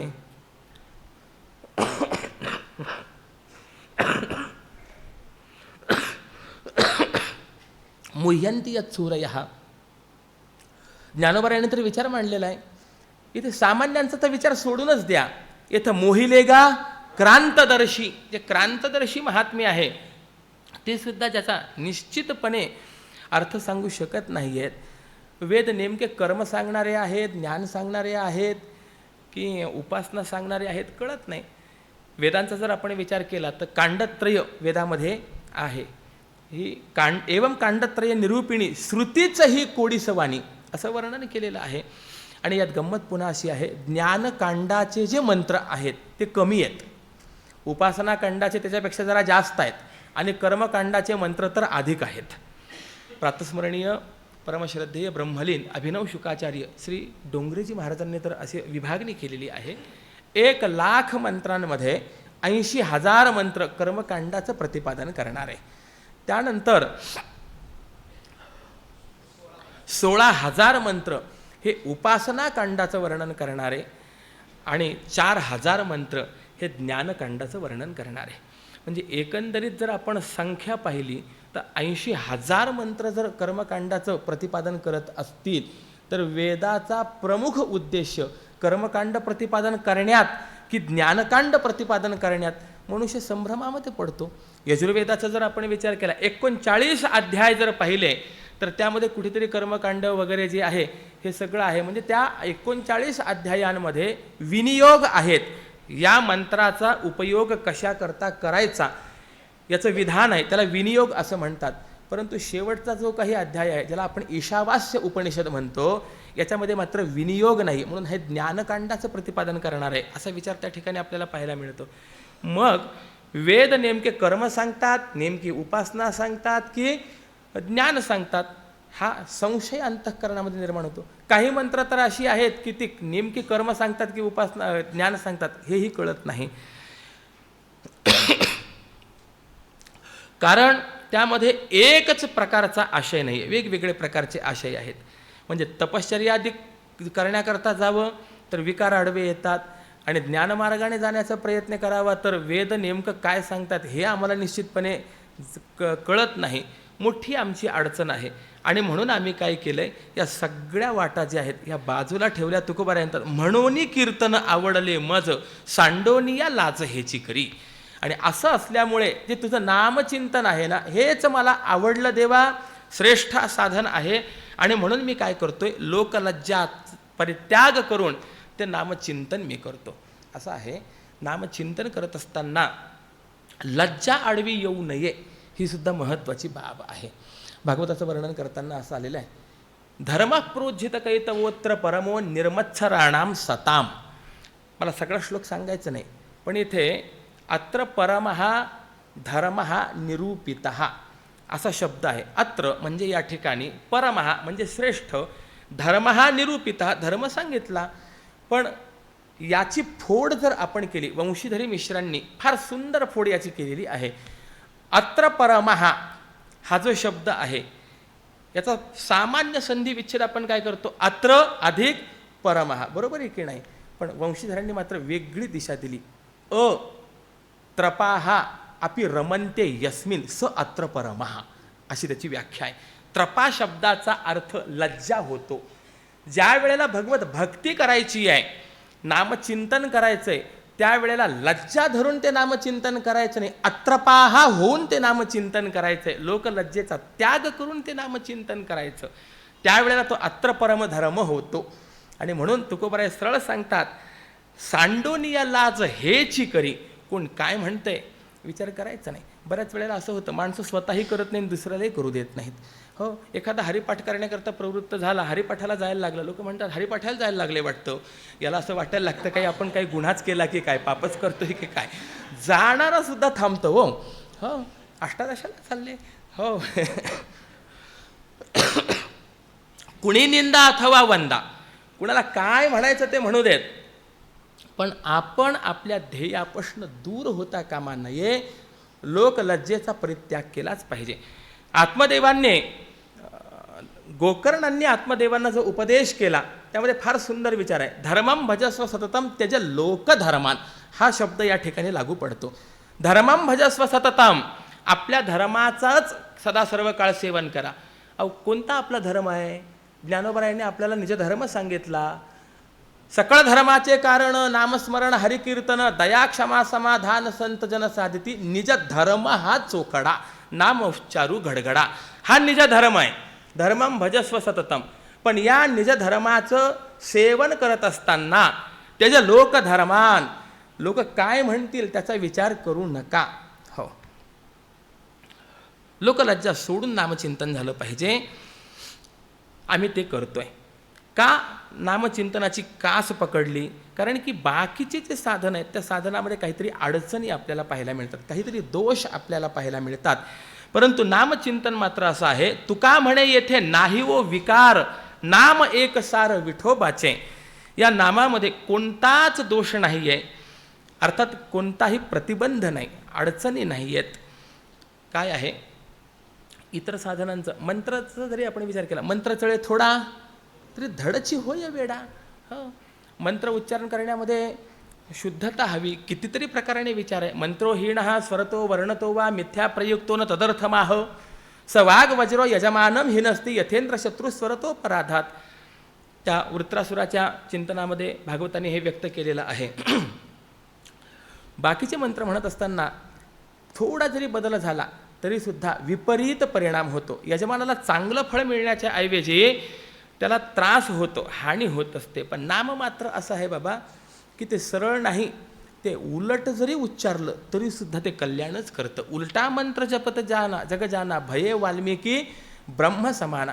एम बहुणा शेतामध्ये ज्या वेळेला आपण बी पेरतो त्यावेळेला ते बी काही आपण त्याचं मुख सन्मुखच आहे, वरतीच आहे असं काहीच नाही. कसंही बी पेरा तरीसुद्धा ते बरोबर अंकुरित होतं. त्याप्रमाणे नाम कसंही घ्या तरीसुद्धा ते कल्याणच करणार आहे. नामापासून कोणत्याही प्रकारचा प्रतिबंध निर्माण होत नाही, हानी निर्माण होत नाही, कोणताही दोष त्याच्या ठिकाणी नाही आहे. आणि म्हणून विठोबाचं नाम हेच सर्व साधनांचं सार आहे. असं पुढे सांगतात, गुरुशिष्यपण हे तो अधम लक्षण, भूती नारायण खरा आप तैसाची दुसरा. न कळता दोरी साप राहू नेदावा तो काप, तुका म्हणे गुणदोषी ऐसे न पडावे सुसी. याचा सरळ सरळ अर्थ असा आहे की आपण स्वतःला गुरु समजणं आणि दुसऱ्याला शिष्य समजून घेऊन त्याच्याकडनं सेवा करून घेणं हे काही उत्तम लक्षण नाही आहे. काय आहे, गुरु स्वतःला म्हणवून घेण्याकरता ती पात्रता पहिले आपल्या ठिकाणी असली पाहिजे. मोठी मोठी महापुरुष अशी आहेत की प्रायः कुणालाही शिष्य बनवून घेत नाही. अभिनव शुकाचार्य प्रातस्मरणीय गुरुवर्य श्री डोंगरे महाराज हे कधीही कुणाला शिष्य बनवून घेत नसत. त्यांची मोजकी अगदी बोटावर मोजण्या एवढी शिष्य होती, ज्याच्यामध्ये परमपूज्य परमश्रद्धेय ब्रह्मलीन स्वामी श्री दत्तानंदजी महाराज म्हणजे पूर्वाश्रमेचे बालयोगी ओतुरकर महाराज, परमपूज्य प्रातस्मरणीय आजच ज्यांचं पुण्यस्मरण पूर्ण झालं चक्रांकित महाराज, अशी मोजकी शिष्य.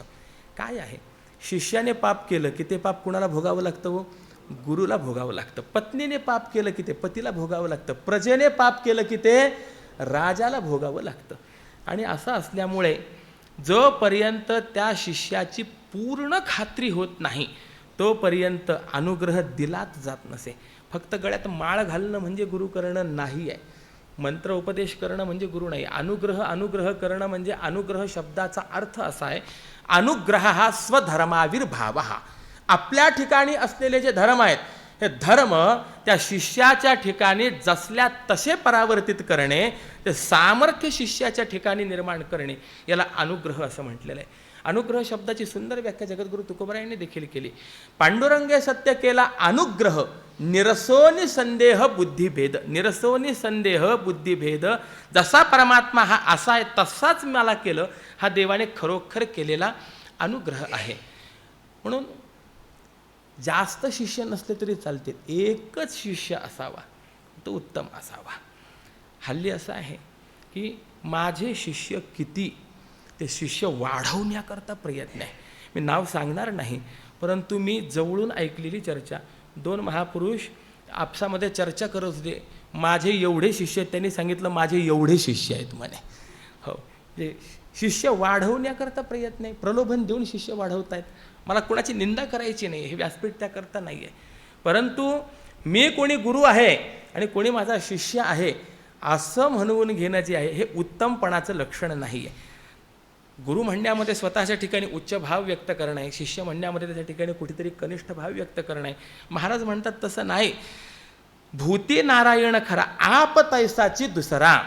सर्व भूतांमध्ये एक परमात्माच खरा आहे, त्यामुळे जसे आपण आहोत तसाच दुसरा आहे. आणि असं असल्यामुळे आपण एक गुरु आहोत आणि दुसरा कोणी एक शिष्य आहे असा भेद मांडण्याचं काय कारण आहे? काहीच कारण नाही. न कळता दोरी साप राहू नेदावा तो काप. जर रज्जू रूपाने ज्ञान झालं नाही तर तो सर्प भासतो. रज्जू सर्पाकार भासिले जगडंबर. आणि दोरी न कळाल्यामुळे सर्पाचा भास झाला की भयकंपादी दोष निर्माण होतात. मग आता तो निर्माण झालेला भयकंपादी दोष जो आहे हा निवृत्त होण्याकरता काय करावं लागेल? हो, तर अधिष्ठानभूत असलेला जो रज्जू आहे त्याचं ज्ञान झालं पाहिजे. हो, त्या अधिष्ठान ज्ञाना वाचून अध्यस्थाची निवृत्ती होऊ शकणार नाही. किंबहुना माऊलीने याच्याकरता विचार सांगितलेला आहे. एरवी दोराची या उरगा, डांगा मिळविता पैगा, तो शिणची वावगा केला होय, दोरीवरती सर्प भासला. त्याकरता जर आपण काठी वगैरे सर्व काही गोष्टी एकत्र करायला लागलो, काही उपयोग आहे का? त्याने ते भय जाणार नाही. नाथ महाराजांनी तर वर्णन केलेलं आहे, तिथे पंचांग पाहून उपयोग नाही. का करिता वाद्यांचे गजर, तिथे कोणताही चक्रधार वाजवला तरी भासलेला सर्प जाणार नाही. हो, मुखडा तुकडा काही उपयोगाचा नाही त्या ठिकाणी महाराज. त्या ठिकाणी केवळ अधिष्ठान ज्ञान व्हावं आणि अधिष्ठान ज्ञानानेच ते भयकंपाती जे आहेत ते निवृत्त होऊ शकतात. आणि ते अधिष्ठान ज्ञान संपादन करून भयनिवृत्त करावं. तुकोबराय म्हणतात त्याप्रमाणे तुका म्हणे गुणदोषी ऐसे न पडावे सोसी. त्याप्रमाणे सर्व भूतामध्ये एकच परमात्मा खरा आहे आणि या एक परमात्म्याच्या ज्ञानाने भेदभ्रम नष्ट करावा. हा मोठा आहे, तो लहान आहे, इत्यादी स्वरूपाच्या गुणदोषांच्या छंदात त्या ठिकाणी आपण पडू नये, असा एक महत्त्वाचा सिद्धांत या ठिकाणी सांगितलेला आहे. पुढचा विचार, अंगीकार ज्याचा केला नारायणे, निंद्य तेही तेने वंद्य केले. अजामिळ भिल्ली तारिली कुंटिणी, प्रत्यक्ष पुराणी वंद्य केली. ब्रह्महत्या राशी पातके अपार, वाल्मिकी किंकर वंद्य केला. तुका म्हणे येथे भजन प्रमाण, काय थोरपण जाळावे ते. परमेश्वराने ज्याचा अंगीकार केला ते निंद्य जरी असले तरीसुद्धा ते वंद्य झालेले आहेत. याकरता उदाहरण म्हणून अनेक उदाहरण दिलेले आहेत. अजामिळा आहे, शबरी आहे, गणिका आहे. यांना भवसागरातून तारलंही देवानी आणि जगामध्ये वंद्यही केलं. पुराणामध्ये यांची कथा आपल्याला पाहायला मिळते. किंबहुना ब्रह्महत्यांची मूर्तिमंत राशी असलेला जो वाल्मिकी आहे तर त्यालासुद्धा भगवंताने अधिकार दिला. केले रामायण, रामाआधी एवढा अधिकार प्राप्त झाला. हे सर्व कशाने झालं तर केवळ एक भगवंताच्या नामचिंतनाने झालं, भजनाने झालं. आणि त्यामुळे तुकोबाराय असं सांगतात की आपला उद्धार व्हावा आणि परमेश्वराने आपला अंगीकार करावा असं जर वाटत असेल तर त्या ठिकाणी केवळ भजन हे एकच प्रमाण आहे. बाकी थोरपण किंवा बाकी कोणतेही गुण त्या ठिकाणी उपयोगाला नाहीत. याकरता एक फक्त संग्राहक श्लोक सांगतो आणि माझ्या सेवेला मी विराम देतो. व्याधस्याचरणम ध्रुवस्य च वयो विद्या गजेंद्रस्य का जातिर्विदुरस्य यादव पते हे उग्रस्य किं पौरुषम कुब्जाया कमनीय रूपमधिकं किंतत् सुदाम्नो धनम भक्त्या तुष्यति केवलम नच गुणैर भक्तिप्रियो माधव. या श्लोकामध्ये अनेक चरित्र दिलेली आहेत. व्याधस्याचरणम जर आपण आचरण महत्त्वाचं मानलं तर वाल्मिकींचं आचरण काय? ध्रुवस्याच्या वय हा वय जर आपण महत्त्वाचं मानलं तर ध्रुवांचं वय किती आहे? 5 वर्षाचं वय. विद्या गजेंद्रस्याचं का? जर विद्या पाहिजे असं जर आपण म्हटलं तर गजेंद्र कोणत्या कॉलेजमध्ये गेला होता? कुठेतरी असं ऐकलंय का गजेंद्राने विचारसागर सोडवला? त्याचा विचारही त्याच्या ठिकाणी नव्हता महाराज. का जाती ही विदुरस्य, विदुरांचे जातीचा काय विचार करा. उग्रपते हे उग्रस्य किं पौरुषम, यादवपती असलेले जे उग्रसेन आहेत त्यांचा काय पुरुषार्थ? मुलाने त्यांना कारागृहामध्ये बंदिस्त केलं. कुब्जाया हा कमनीय रूपमध्ये कम, त्या कुब्जेचा काय रूपाचा विचार करतात? तिला त्रिवक्रा म्हटलेले 3 ठिकाणी वाकडी होती. किंतत् सुदाम्नो धनम, धन पाहिजे असं जर म्हणाल तर सुदामदेवांच्या ठिकाणी कोणतं धन होतं महाराज? काहीच नाही. भक्त्या तुष्यति केवलम, तो परमात्मा केवळ भक्तीनेच संतुष्ट होतो. तुका म्हणे येथे भजन प्रमाण. हे समन्वय आहे. काय थोरपणा जाळावे ते भक्तिप्रियो माधव.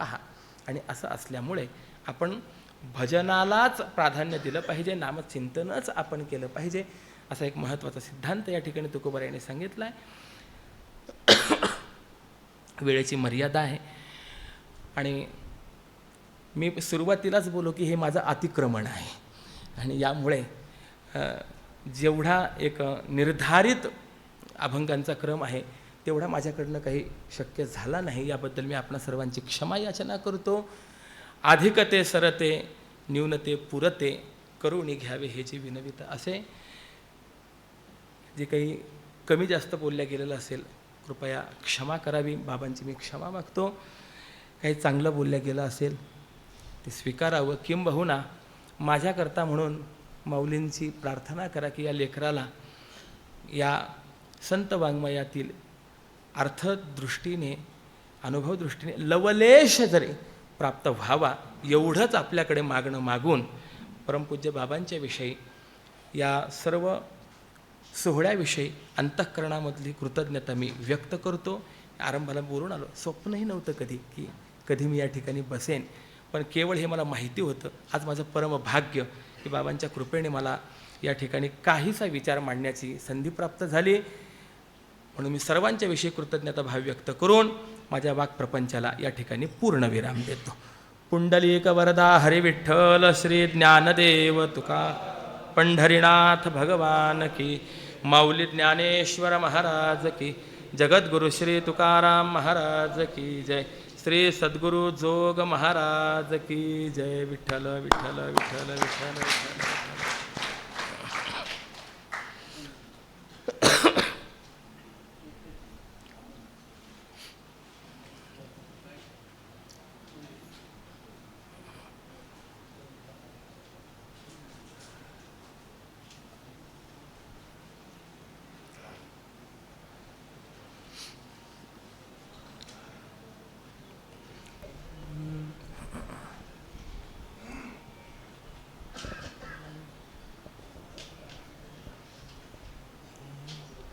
कोणा पुण्या फळ आले, आजी देखिली पाऊले, आजी देखिली पाऊले, ऐसे नेणो नारायणा, ऐसे नेणो नारायणा. कोणा पुण्या फळ आले, आजी देखिली पाऊले, आजी देखिली पाऊले, ऐसे नेणो नारायणा, ऐसे नेणो नारायणा. संती सांभाळिले दीना, संती सांभाळिले दीना, ऐसे नेणो नारायणा, ऐसे नेणो नारायणा. कोण लाभ काळ दीन आजीचा मंगळ, दीन आजीचा मंगळ, ऐसे नेणो नारायणा, ऐसे नेणो नारायणा. तुका म्हणे झाला, तुका म्हणे झाला, एवढा लाभ का विठ्ठला, एवढा लाभ का विठ्ठला, ऐसे नेणो नारायणा, ऐसे नेणो नारायणा. संती सांभाळिले दीना, संती सांभाळिले दीना, ऐसे नेणो नारायणा, ऐसे नेणो नारायणा.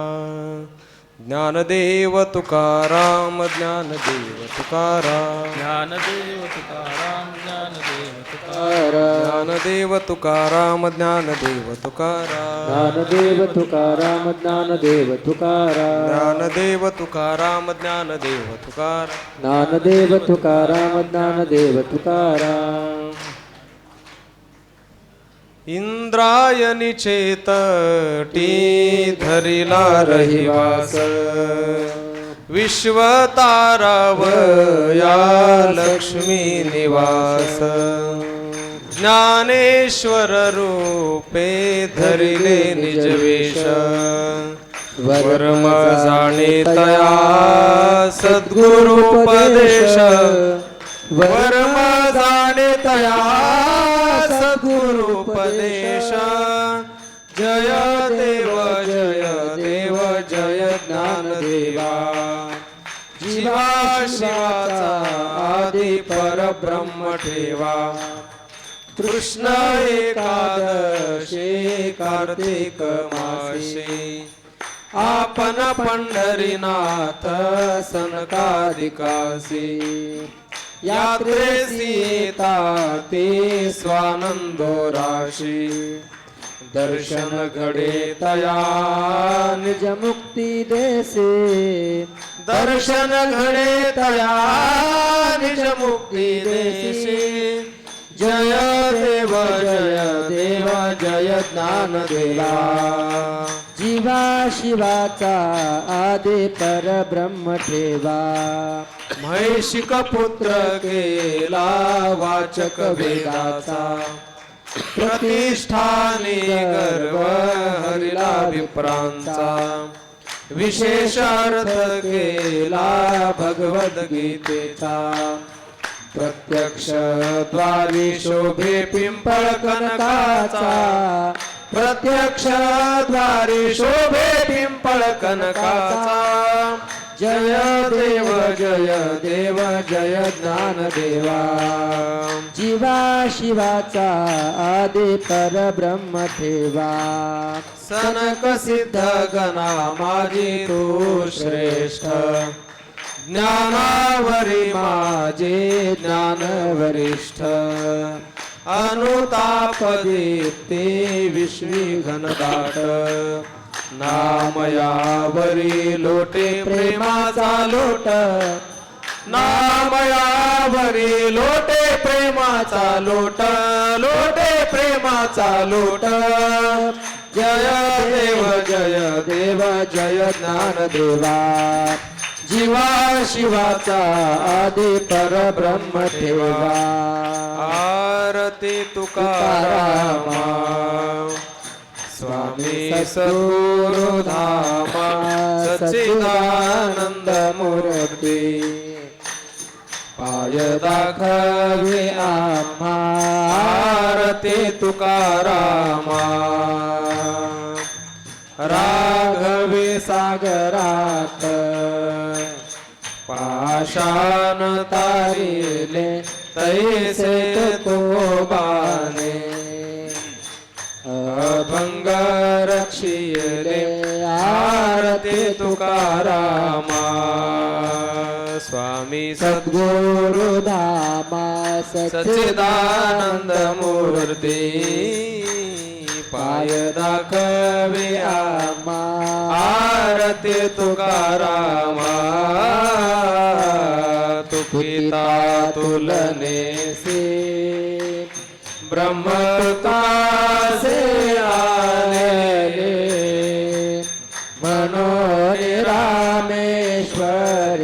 म्हणून रामेश्वरी चरणी मस्तक ठेविले आरती तुकारामा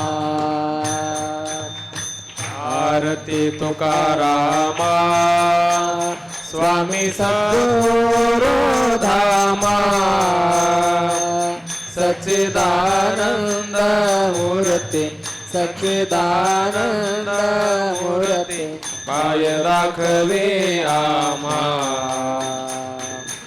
आरती तुकारामा आरती एकनाथा महाराजा समर्था त्रिभुवनी तुचे थोर जगद्गुरु जगन्नाथा आरती एकनाथा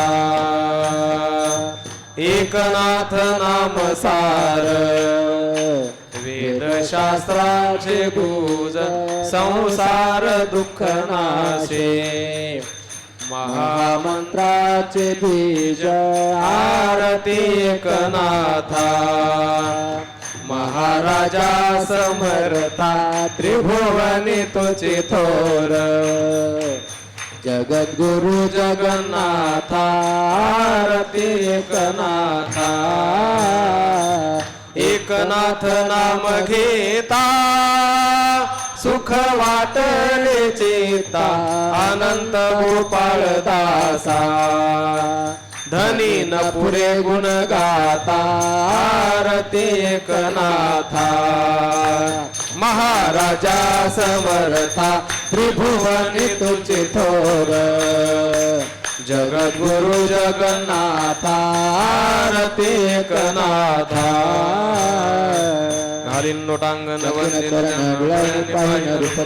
प्रेमी आलिंगन आनंद पूजन भावे उभाळे म्हणे नामा अकल्पाविष्य भावे तया कुळा माझ्या सकळ हरीच्या दासा पणेची बाधा हो कोणी ही काळी संत मंडळी सुखी असो ओंकाराचा वारा न लागो राजसा माझ्या विष्णुदासा भाविकासे नामा म्हणे तया सावे कल्याण ज्या मुखी निधान पांडुरंग मागणे ते एक तुझ प्रती आहे देशील तरी पाहे पांडुरंगा या संताशी निरवी हिची मज दे आनंद तुझे काही न मागे तुझ तुका म्हणे आता उदार तू हो मज ठेवी पाये संतांची या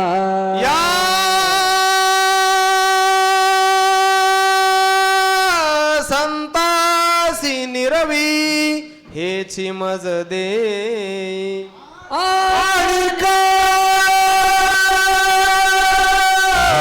तुझे काही न मागू तुझ ज्ञानदेव तुकाराम देव तुकाराम ज्ञानदेव तुकाराम देव तुकाराम ज्ञानदेव तुकाराम देव तुकाराम तुकाराम तुकाराम तुकाराम तुकाराम तुकाराम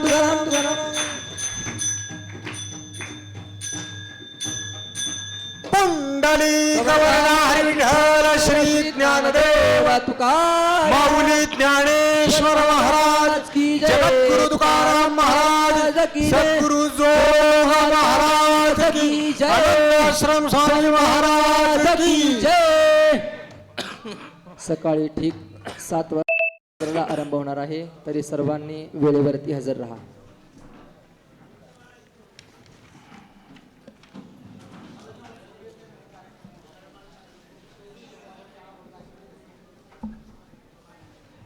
नाही पाणी नको.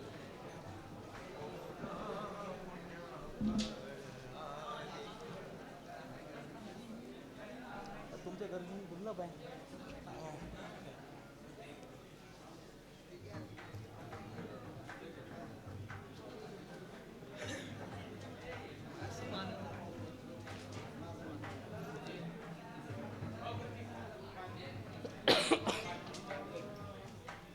तिथेच करू